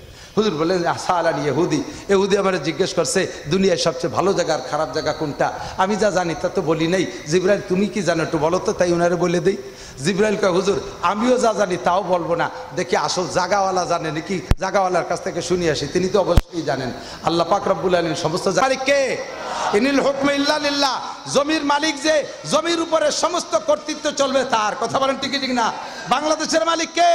হ্যাঁ মুসলমান জবাব দেন কে? আমলিগ করেন, বিএনপি করেন, জামাত করেন, জাতীয় পার্টি করেন, আপনার রাজনৈতিক ফাংশন, বাকি আপনাকে স্বীকার করতে হবে এ জমিনের মালিক কে? শেখ হাসিনা, খালেদা জিয়া, শেখ মুজিবুর, জিয়াউর রহমান, এরশাদ সাহেব, ইউনূস সাহেব, কেউ না। সে জগতের মালিক আল্লাহ। ইনিল হুকমু ইল্লা লিল্লাহ, এ জমিনের উপরে হুকুমত চলবে কার? যতদিন পর্যন্ত তার হুকুমত না বাস্তবায়ন না করবে অতদিন পর্যন্ত কেউ হুকুমত চালাইয়া শান্তি করতে পারবে না। তার হুকুমত নিয়ম ছাড়া এ জগতে হুকুমত চালাইয়া কেউ স্থায়ী হতে পারবে না, শান্তি করতে পারবে না। জগতের মালিক কে? তাহলে জমিনওয়ালার কাছ থেকে শুনে আসি এই জমিনের ভিতরে কোন জায়গাটা খারাপ আর কোনটা ভালো। জিব্রাইল বলতেছেন হুজুর আমি যে শুনে আসি।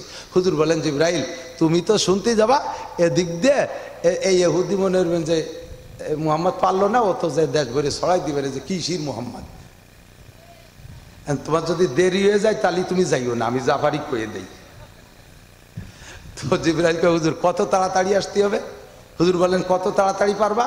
ফি তারফাতিল আইন, আপনি চক্ষু বন্ধ করে খুলবেন, আমি যেয়ে চলে আসবো। কন্যা সুবহানাল্লাহ। এর কয় চোখের পলক। এর কি কয়? আসলে অত তাড়াতাড়ি যদি নাও হয়, আমাদেরও পরিভাষা আছে চোখের পলক। একটা ছেলেরে পাঠাইছেন যাদিকে এই ব্রিজের উপারেতে এই জিনিসটা নিয়ে আসবি, চোখের পলকে যাবি আসবি। তাহলে ব্রিজের উপার যাইয়ে মালটা নিয়ে আসতি, চোখে পলক না দিয়ে পারবে?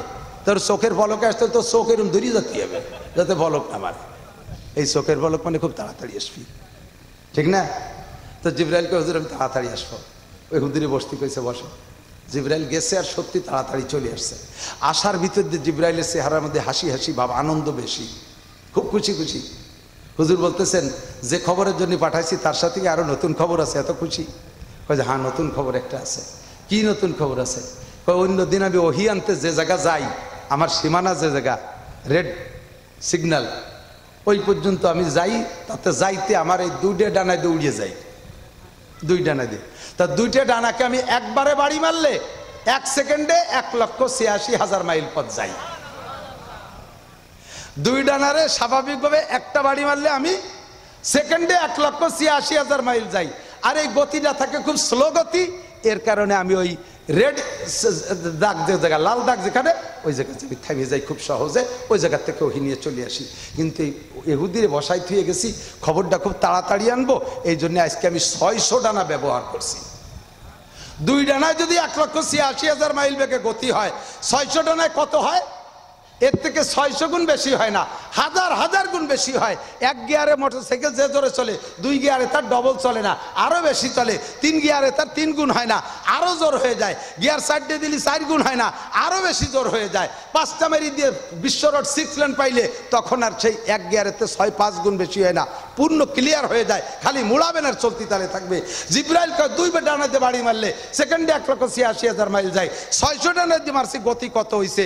যে যানবাহনটার গতি যেমন হয় তার ব্রেক করতে করতে তো সেরকম সময় লেগে যায়, তার গস্তি চলে যায় অনেক দিন। বাইসাইকেলের জায়গায় দাঁড়ায় ব্রেক করা যায়, মোটর সাইকেল একটু আগের থেকে করা লাগে, প্রাইভেট কার আরো আগের থেকে করা লাগে, রেলগাড়িতে আরো আধা মাইল দূরিতে করা লাগে, বিমানটা ব্রেক করতে 3 মাইল দূরিতে, এরপরে মাটিতে পড়িও 3 মাইল গস্তি চলে যায়। তাই আজকে এত গতি হইছে যে আমি ব্রেক করতে করতে আল্লাহর এত কাছে চলে গেছি। মাকানা বাইনি ওয়া বাইনাল্লাহি হিজাব ইল্লা রিদাল কিবরিয়া, আমার মাঝে আর আল্লাহর মাঝে কোনো দূরত্ব ছিল না, শুধুমাত্র আল্লাহর বড়ত্বের চাদর ছাড়া আমি খুব কাছে চলে যেতে পারছি। এই আনন্দে আমি খুব খুশি হয়ে গেছি, বলেন না সুবহানাল্লাহ। এই জন্য এটা হলো আমার অতিরিক্ত খুশি। খবর নিয়ে আসছি, সবচাইতে সবচেয়ে ভালো জায়গা হলো আল্লাহর দুনিয়ার ভিতরে, আল্লাহর দুনিয়ার সবচেয়ে ভালো জায়গা মসজিদ, আর সবচেয়ে ভালো খারাপ জায়গা বাজার। এই খবরটা আল্লাহ জানাই দিয়েছে, কন্যা সুবহানাল্লাহ। হুজুর শুনানোর সাথে সাথে এহুদি আইসে হুজুরকে পরীক্ষা করতে, অথচ এই পরীক্ষার মানে হুজুরকে গ্রহণ করবে না তা না, ও ইখলাসের সাথে আসছে। হুজুর যখন জবাব দিয়েছে সাথে সাথে পড়ে ফেলাইছে, আশহাদু আল্লা ইলাহা ইল্লাল্লাহ ওয়া আশহাদু আন্না মুহাম্মাদান আবদুহু ওয়া রাসূলুহু। পড়বেন না এ কলেমা একবার পড়লে 4000 নাকি, বললেন না সুবহানাল্লাহ। বলতে চাইছে এই কথাটা নবীর জামানায় যে পেছে পড়ে গেছে উপর থেকে সমাধান আসছে, যার কারণে ইখতিলাফ আর মতানৈক্য ছিল না। কিন্তু নবী চলে যাওয়ার পরে তো ওহীর দরজা বন্ধ হয়ে গেছে, আর কারো কাছে জিবরাইল আসে না। এই জন্য মাসাইলের ভিতরে অনেক মতানৈক্য শুরু হয়ে গেছে, যার সমাধান স্বাভাবিকভাবে জিবরাইলের মারফতে আসে না। তবে নবী আলাইহিস সালাম বলে গেছে, দিক তাকান, হুজুর বলেছেন লা তাজতামি উম্মতি আলা দালালা, শরীয়তের কোনো বিষয়ে যদি মতানৈক্য সৃষ্টি হয়, সেই মতানৈক্যের ভিতরে আমার উম্মতের ভিতরে বড় দলের উলামায়ে কিরাম যে কথার পর একমত হবে ওইটি আল্লাহ তাআলা গ্রহণ করে নেন। বোঝেন নাই কথা? আমার উম্মতের বড় উলামায়ে কিরামের দল ভুলের উপরে প্রতিষ্ঠিত হয় না, ভুলের উপরে প্রতিষ্ঠিত হয় না। এই উলামায়ে কিরামের দল সাহাবায়ে কিরাম চলে গেছে, তাবেঈনরা চলে গেছে, তাবেঈনরা চলে গেছে, এরপরে আইছে আইম্মায়ে ফুকাহা আবু হানিফা, শাফিঈ, আহমদ, মালিক। কথা বলেন কয়জন? খুব ঠান্ডা মাথায় একটু বুঝতে হবে, এই ফিতনা থেকে উঠে আসতে হবে। ইহুদি চক্রান্তে মুসলমানদের রন্দে রন্দে ঘরে ঘরে বিভিন্ন প্রকার ফিতনা ঢুকছে। এই দেশে যত মাজার পূজা, মাজার আছে না, মাজার, এ মাজারে কবরে মানুষের সিজদা দেয়, এটা দেখছেন কি দেখেন নাই? দেখছেন না? কবরে সিজদা দেওয়া জায়েজ, পীরে সিজদা দেওয়া জায়েজ। তাজা পীরির পায়ে কপাল লাগাইয়া সিজদা দিচ্ছে, এরা হিন্দুদের চাইতে খারাপ। কথা কন, হিন্দুরা মূর্তির সেবা দেয় আর এরা তাজা জীবিত মানুষকে সেবা দেয়। কত বড় বেঈমান, কত বড় মুশরিক। বাংলাদেশে যত মাজার আছে সমস্ত মাজারের আবিষ্কারক মিস্টার ইবলিস। আর এই মাজারগুলোর উৎপত্তি, মাজারগুলো আসছে, এর গুরু হলো ভারতের হিন্দুরা। ভারতের থেকে এই মাজার বাংলাদেশে আগমন হয়েছে, আমদানি হয়েছে। এই ভারত হলো সমস্ত ফিতনার গুরু, এই ভারত সমস্ত ভেজালের মার্কাজ, ওখান থেকে সমস্ত ভেজালের আবিষ্কার হয়। গোলাম আহমদ কাদিয়ানি নবী পাকের এগেনস্টে নবুয়তি দাবি করছে, ওর বাড়ি ইন্ডিয়া। ওর বাড়ি কি? দাওয়াত ও তাবলীগ সারা পৃথিবী জুড়ে এক নিয়মে চলতেছিল, সারা পৃথিবী জুড়ে। কতক্ষণ তাবলীগের ভিতরে কোনো মতানৈক্য ছিল না। আমাদের হুজুরদের রাজনৈতিক দলের ভিতরে 3 মৌলবী 13 দল, বাকি তাবলীগের মধ্যে কোনো মতানৈক্য ছিল না। এই তাবলীগের ভিতরে 2টি দল বানায় দিয়েছে, সে প্রোডাকের বাড়িও ইন্ডিয়া। ভারতের থেকে এই গ্যাঞ্জাম শুরু করছে। কতক্ষণ এরপরে খাদ্যের যত ফরমালিন আর যত ভেজাল সব আমদানি হয় ইন্ডিয়ার থেকে। এদেশের মুসলমানকে ঔষধ খাইয়া 16 পয়জনে মারিয়ে ফেলানোর জন্য। বর্তমানে নগদে আইসা ভারতের থেকে আসছে আর একটা, কি নাম? রামগিরি মহারাজ। মুসলমান রামগিরি মহারাজ, এই রামগিরি মহারাজ নবী পাকের শানে অনেক গুস্তাকি বক্তব্য দিয়া লাস্টে যেটা করছে এটা সবচাইতে বেশি জঘন্য। নবী পাকের মতো একটা মূর্তি বানাইয়া কয় যে এটা মুহাম্মদ। এবার নবী আলাইহিস সালামের নামের এই মূর্তিটার নাক সে ভেঙে ফেলাই দিয়ে কয় মুহাম্মাদের নাক বাংলাম। আল্লাহ নবী বলেন লা ইউমিনু আহাদুকুম হাত্তা আকুনা আহাব্বা ইলাইহি মিন ওয়ালিদিহি ওয়া ওয়ালাদিহি ওয়ান নাসি আজমাইন। হে বাংলাদেশের মুসলমান, হে ভারতের মুসলমান, হে পাকিস্তানের মুসলমান, সারা দুনিয়ার মুসলমান, তোমাদেরকে আমি জানাইয়ে দেই লা ইউমিনু আহাদুকুম, তোমরা শুধু মুমিন বলে দাবি করো, লা ইলাহা ইল্লাল্লাহ মুহাম্মাদুর রাসূলুল্লাহ কইয়া মুমিন হইয়া তোমরা বইসা আছো।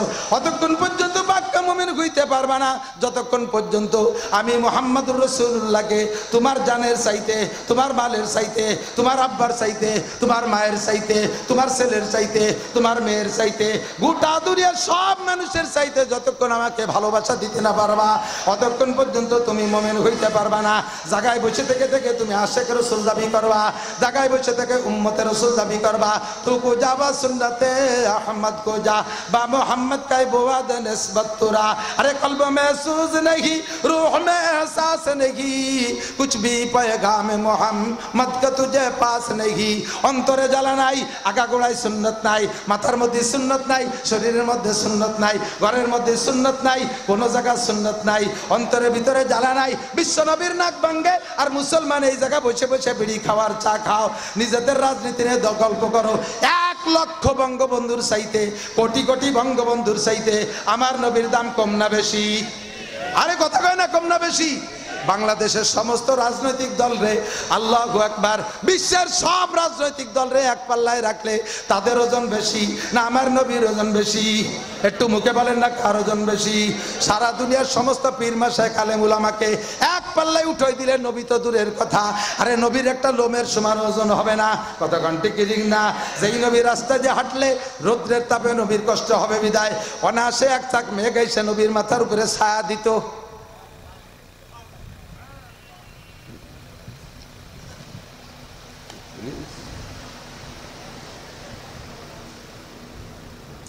ভারতে একটা মসজিদ আছে, হযরত বাল মসজিদ, শুনছেন মনে হয়? হযরত বাল মসজিদ, উর্দুতে বাল মানে লোম, পশম। বলা হয় ওই মসজিদে হুজুর আলাইহিস সালাতু ওয়াস সালামের গায়ের একটা লোম সংরক্ষিত আছে। বলেন সুবহানাল্লাহ। ভারতের বড় এক পুরোহিত এই ঠাউরির মতো, এই যে ঠাউরে বিয়াদবি আছে, এইরকম এক ঠাউর যাইয়া মসজিদের ইমাম সাহেবরে কয়, ইমাম সাহেব তোমরা এই মসজিদের নাম রাখছো হযরত বাল, তোমাদের নবীর লোম আছে, ওই লোমটা নবীর লোম না কার লোম? তারপর ঠিক কি এই নবীর লোম দিয়ে মসজিদের কেরামতি বাড়াচ্ছ? তোমরা তো ধোঁকা দিতে পারো, ওই লোমটা যে তোমাদের নবীর লোম, প্রমাণ কি? তো ইমাম সাহেব বললেন তুমি কি প্রমাণ চাও? কয়েকটা কিছু দেখাও। তো ইমাম সাহেব বললেন আমার নবী এবং নবীর গায়ের যে কোনো অঙ্গ প্রখর রৌদ্রের ভিতরে গেলে আল্লাহ তাআলা রহমতের মেঘ দিয়ে ছায়া করে দেয়। এখন আকাশে মেঘ না রোদ, তো বলে প্রখর রোদ, তাহলে এটাই আগে প্রমাণ হয়ে যাক। লোমটা নিয়ে ইমাম সাহেব ওই ঠাকুররে নিয়ে মসজিদের ছাদে গেছে।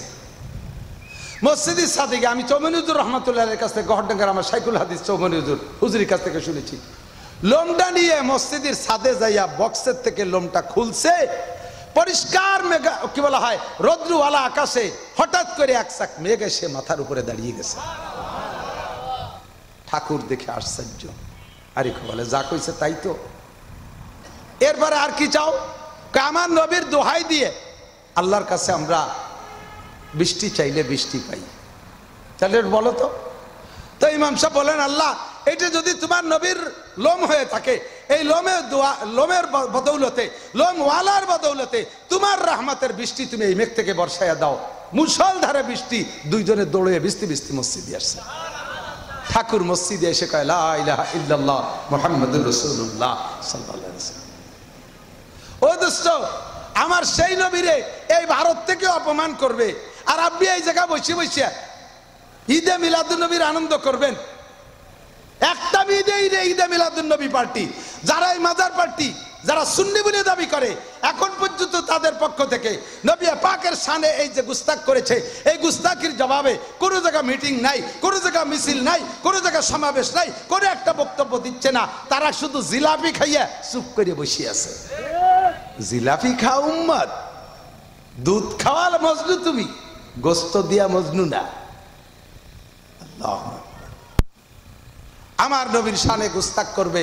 আমার যুবক, প্রাণ প্রিয় যুবক, আমার বৃদ্ধ বাবারা, আজকে যদি এখনই ডাক আসে ভারত অভিমুখে লং মার্চ,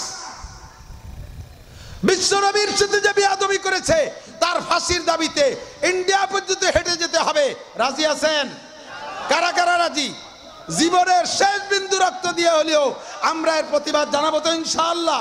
প্রতিবাদ জানাবেন ইনশাআল্লাহ। এটা কি খালি হুজুরকে দায়িত্ব না, সবার দায়িত্ব।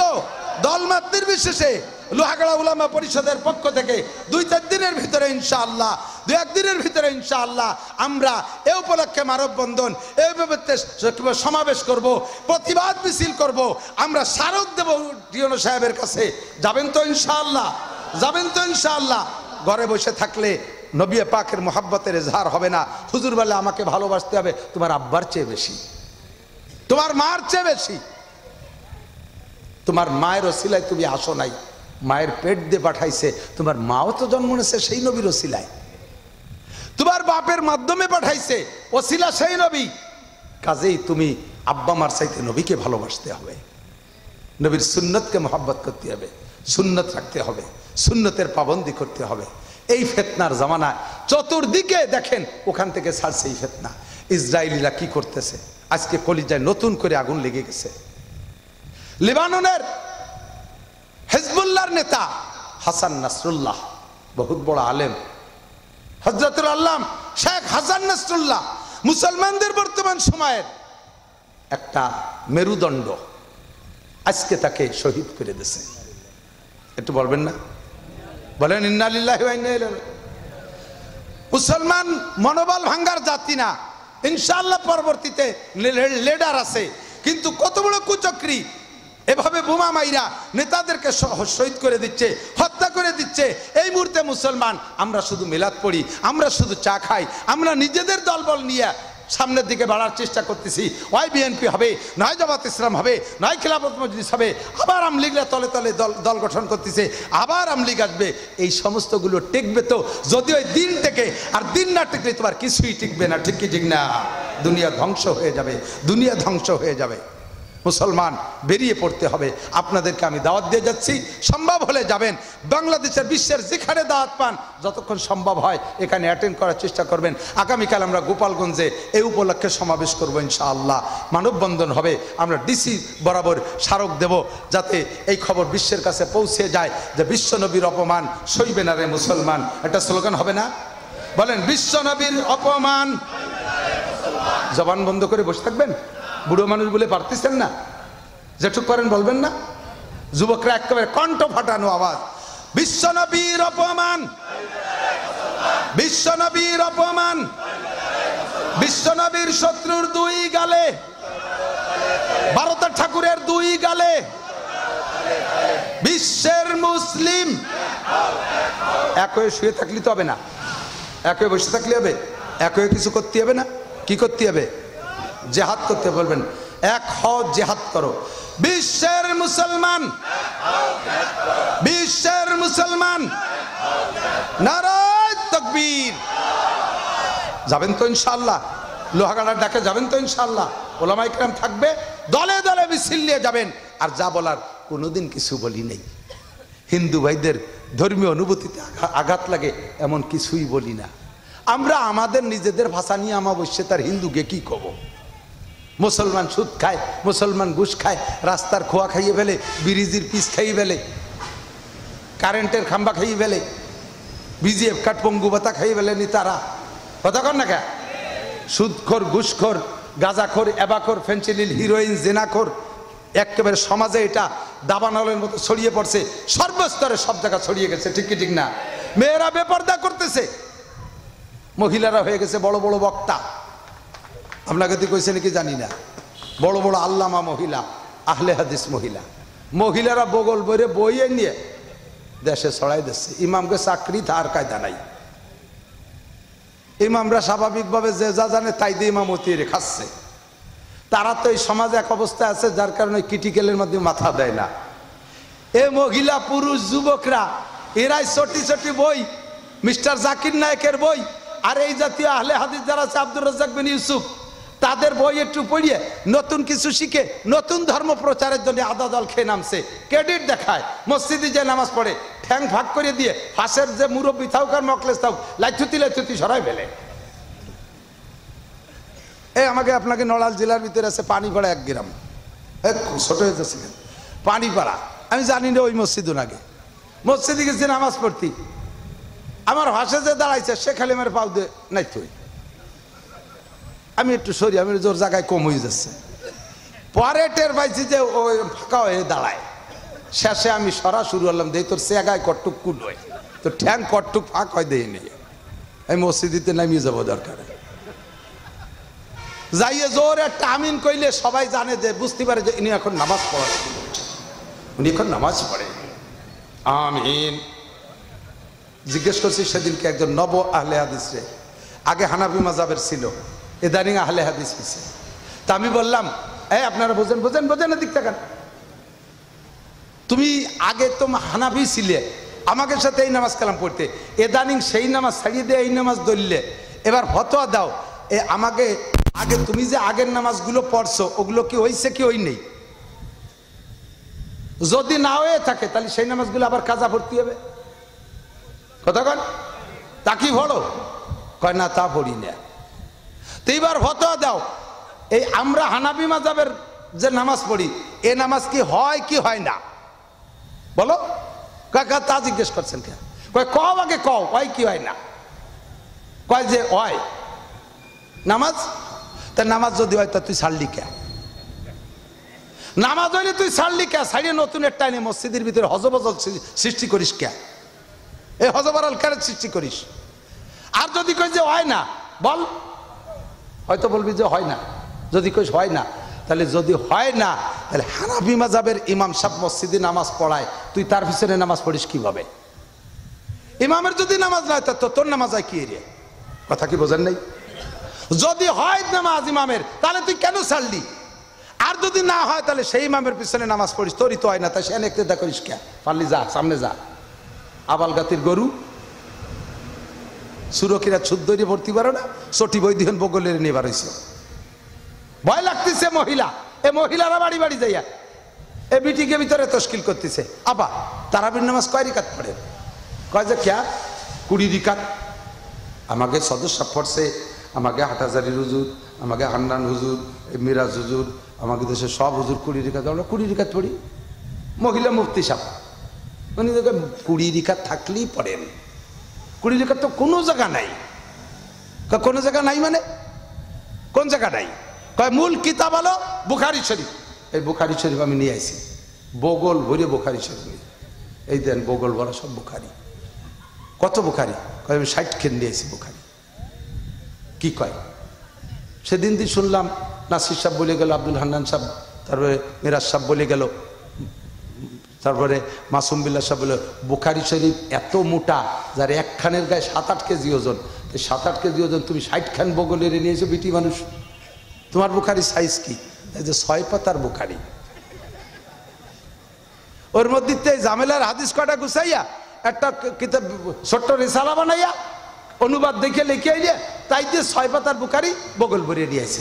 বুখারী তুই দেখছিস মহিলা তোর ঘাড়ে 2 খান বুখারী উঠে দিলি তো জ্বর এসে যাবে। 5 খান বুখারী তোর গাড়ে উঠে দিলি তোর পেটে বাচ্চা থাকলে অনাসে ডেলিভারি হয়ে যাবে। বাংলা বাড়ি খারাপ করতে মনে চায়।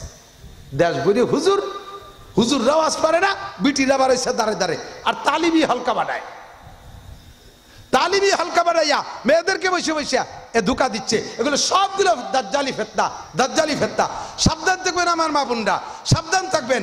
আজকে এই মুফতি মিরাজ আমার ছাত্র, আজ 32-33 বছর আগে মৌলানা পাস করছি, সেই থেকে কম বেশ বুখারী শরীফ পড়াই। এই লক্ষ্মী বাচ্চা মাদ্রাসা আমি একা 28 পারা বুখারী পড়াই গেছি। আমার মিরাজ এখানে পড়ায় বুখারী শরীফ। আমার ছাত্ররা সাইকুল হাদিস কত আছে তার ঠিক নাই। জীবন ভরে বুখারী পড়াইলাম, আমরা বুখারী বুঝলাম না। আর উনি জীবনে কোনোদিন কোনো হুজুরের কাছে পড়ে নাই। 6 পাতার চটি বই বুখারী পড়িয়ে ফতোয়া দেয়। এই সমস্তগুলো ফতোয়াবাজদের হাত থেকে সমাজকে হেফাজত করবেন। এই জাতীয় মহিলা হোক আর পুরুষ হোক, কোনো বাড়ি গেলে তারা একেবারে ধাওয়াই দেবেন, বাড়ি থেকে তাওয়াই দেবেন। ঠিক আছে না ইনশাআল্লাহ? এদেরকে পাত্তা দেবেন না। এরা ফেতনাবাজ, ইসরায়েলি চেলা, ইহুদিদের চেলা। এরা এদের এজেন্ট। মুসলমানদের ভিতরে বিভ্রান্ত সৃষ্টি করতে পারলেই তারা যুদ্ধে জয় হতে পারে। মুসলমানদের ভিতরে দ্বিমত সৃষ্টি করে রাখে ফেতনাবাজ। আল্লাহ তাআলা হেফাজত করুক, জোরে কানা আমিন। আল্লাহ হেফাজত করুক, আরো জোরে কানা আমিন।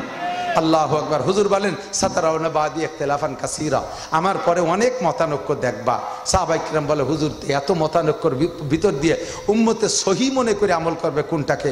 হুজুর বলে মানা আলাইহি ওয়া আসহাবি, আমি এবং আমার সাহাবায়ে কিরাম যেটার উপরে আছি এইটা আমার সাহাবায়ে কিরামদের মাধ্যম দিয়ে চলতে থাকবে। কোরআনে থাকবে, হাদিসে থাকবে। এই আমি আমার সাহাবায়ে কিরাম যে তর্জের উপরে আছি এইটার পর তোমরা আমল করবা। যারা তারা হকের পর থাকতে পারবা, তারা হকের পর বলে বুঝবা। এখন এই কথা বুঝাইতে আসতে আবার দলে দলে সবাই যেই আসে সেই কয় এইটা আল্লাহ রসুল আর এইটা সাহাবায়ে কিরামদের আমল। এই মুহূর্তে কি হইব কোন দিদি বোঝেন নাই কথা? যে হুজুর আছে সেই হুজুর এসে কয় যে আমরা নবী আর সাহাবাদের আমলের উপরে আছি। এখন আপনার বিবেক রেখা কাজে লাগাইতে হবে, আপনার বিবেক রেখা কাজে লাগাইতে হবে। আপনি বলদ সাজলি হবে না। আপনি আখের খেতে চালাক, ধানের খেতে চালাক, পানের বরজে চালাক, আম বাগানে চালাক, ব্যবসা বাণিজ্যে চালাক, পাটের ব্যবসায় চালাক, চামড়ার ব্যবসায় চালাক, মাছের ঘেরে চালাক, আপনি ধর্মের খেতে সেখানে বলদ হবেন। এই জায়গায় আপনাকে সতর্ক হতে হবে, আপনাকে একটু বুঝতে হবে, দেখতে হবে যেই লোকটার কথায় কাজে আমলে মিল আছে, নিজের একটু বিবেক রে কাজে লাগাইয়া হকটাকে আপনি চিনে নেবেন, হকরে আপনি বুঝে নেবেন, হকের পর আমল করবেন। রাজি আছেন না ইনশাআল্লাহ? আল্লাহ তাআলা আমাদের সকলকে তৌফিক দান করে, আল্লাহ আমাদের সকলকে বুঝ দান করে, সবাই বলে আমিন। আর বেশি বলবো না, দিনের বেলাও প্রোগ্রাম আছে, কালকে সারাদিন প্রোগ্রাম আছে, সামনে আমাদেরকে যদি দিনের উপরে চলতে হয় তাহলে সবসময় ওলামায়ে কেরাম, আপনাদের বড় ভাগ্য, আপনারা বড় ভাগ্যবান। আল্লাহর রহমতে এই যে আমাদের লক্ষ্মীবাসা মাদ্রাসা আছে, ইতনে মাদ্রাসা আছে, এরপরে এই যে আমাদের মৌলানা ওহিদুজ্জামান, ওহিদ না তাওহিদ, তাওহিদ, এই যে কামঠানা মাদ্রাসা করছে, ও আমার ছাত্র, ওর মাদ্রাসা ভালো লেখাপড়া চলতেছে। মৌলানা মাসুম বিল্লাহ, বড় বড় আলেমুলামা আপনাদের কাছে আছে। শরীয়তের কোনো বিধিবিধানে আটকে গেলে ওই যাত্রার কাছে শুনিয়ে আমল করবেন না, উলামায়ে কেরামের কাছে শুনিয়ে সহি আমলটা করার চেষ্টা করবেন, পারবেন না ইনশাআল্লাহ? আল্লাহ তাআলা তৌফিক দান করুন। আর অবশেষে দাওয়াত দিয়ে যাই, দিনকে বুঝে দিনের পর আমল করার জন্য এই মুহূর্তে দাওয়াত ও তবলিগ সাধারণ পাবলিকের জন্য একান্ত জরুরি, একান্ত জরুরি। আপনি জামাত করেন, বিএনপি করেন, আমলিগ করেন, এটা আপনার রাজনৈতিক রুচি, সে জায়গা থেকে আমি আপনাকে পরামর্শ দিচ্ছি না, সেখানে আপনি যা খুশি তাই করতে পারেন। বাকি মুসলমান হয়ে কবরে যেতে হবে, এই জন্য মুসলমানিত্বের প্রশিক্ষণ কেন্দ্র, মুসলমানদের প্রশিক্ষণের জন্য ট্রেনিং সেন্টার হলো দাওয়াত ও তবলিগের কারখানা। ওর মধ্যে আমলিগ আলারও শেখায়, বিএনপি আলারে শেখায়, জাতীয় পার্টিতে শেখায়, আটরশি, চন্দ্রপাড়া, মানিকগঞ্জ, সুরেশ্বর, ভোজেশ্বর, ইনায়তপুর, বাহাদুরপুর, ফরিদপুর, মাদারীপুর, শরীয়তপুর, যে পুরীর লোক যাবেন সেই পুরের লোকরে হাতে ধরিয়ে ডিলাকুলুক ধরা শেখায়, মেসক করা শেখায়, অজু গোসল শেখায়, খানার লুকমা চাপাবেন কীভাবে তা পর্যন্ত শেখায়, ছানা কীভাবে বানবেন, আজান কিভাবে দেবেন, একামত কিভাবে দেবেন, নামাজের 13টা ফরজ, নামাজের 14টা ওয়াজিব, 28টে সুন্নতে মুআক্কাদা, নামাজ ভাঙ্গার কারণ 19টে, অজুর ফরজ 4টে, গোসলের ফরজ 3টে। এদিক টাকান, যেটা বড় তার ফরজ বেশি হওয়া দরকার না? আমরা তখন লক্ষ্মী ভাষা পড়াই, একজন আইসিয়া আধা পাগল একটা আইসিয়া ঘন ঘন মশলা কষা, মনে হয় 2-4 দিন মাদ্রাসায় পড়ছে নাকি। তারপর তালবে আলী একটা ছিল ওই পাশে ডোহতলা বাড়ি, বালিডাঙ্গা, আবদুল্লাহ, ওই আবদুল্লাহ তুই এত ফক করতেছিস, তুই কদি এই অজুর ফরজ গোসলের ফরজ, অজুর ফরজ কয়টা? তো অজুর ফরজ ও কইছে অজুর ফরজ 4টে। ওই পাগল কয়ে বেলাইছে অজুর ফরজ, কদি গোসলের ফরজ কয়টা? গোসলের ফরজ তো 6টা। তো অজুর ফরজ 4টে, গোসলের ফরজ তোর 6টা কি রাখছে? কয় যে অজু একটুক ছোট, তাতে যদি 4 ফরজ লাগে, এত বড় গোসলে 6টার কম হয়? তো অজুর ফরজ কয়টা?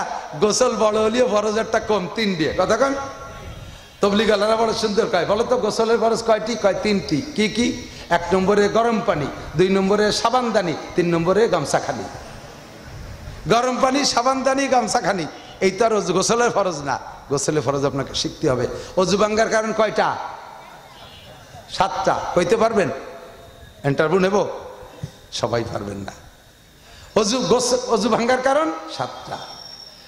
নামাজের মধ্যে জোরে হাসিয়ে দিলি অজু ভাঙ্গে, এই হাস, নামাজের বাইরে হাসলি অজু ভাঙ্গে না। তা নামাজের মধ্যে ঢুকে হাসিয়ে দিলে অজু ভাঙ্গবে কে? হাস কি নাপাক নাকি? যদি হাসি নাপাক হয় তাহলে তো নামাজের বাইরে হাসিয়ে দিলে অজু ভাঙবে, নামাজও ভাঙবে, অজুও ভাঙবে। এটা আকলে ধরে না। এর নাম হলো আমরে তাআব্বুদি, খিলাফে কিয়াস, যুক্তির বাহিরে মাসালা। আল্লাহ রসুল যেভাবে বলছে ওইটা আমাকে মেনে নিতে প্রস্তুত, ঠিক কি ঠিক না?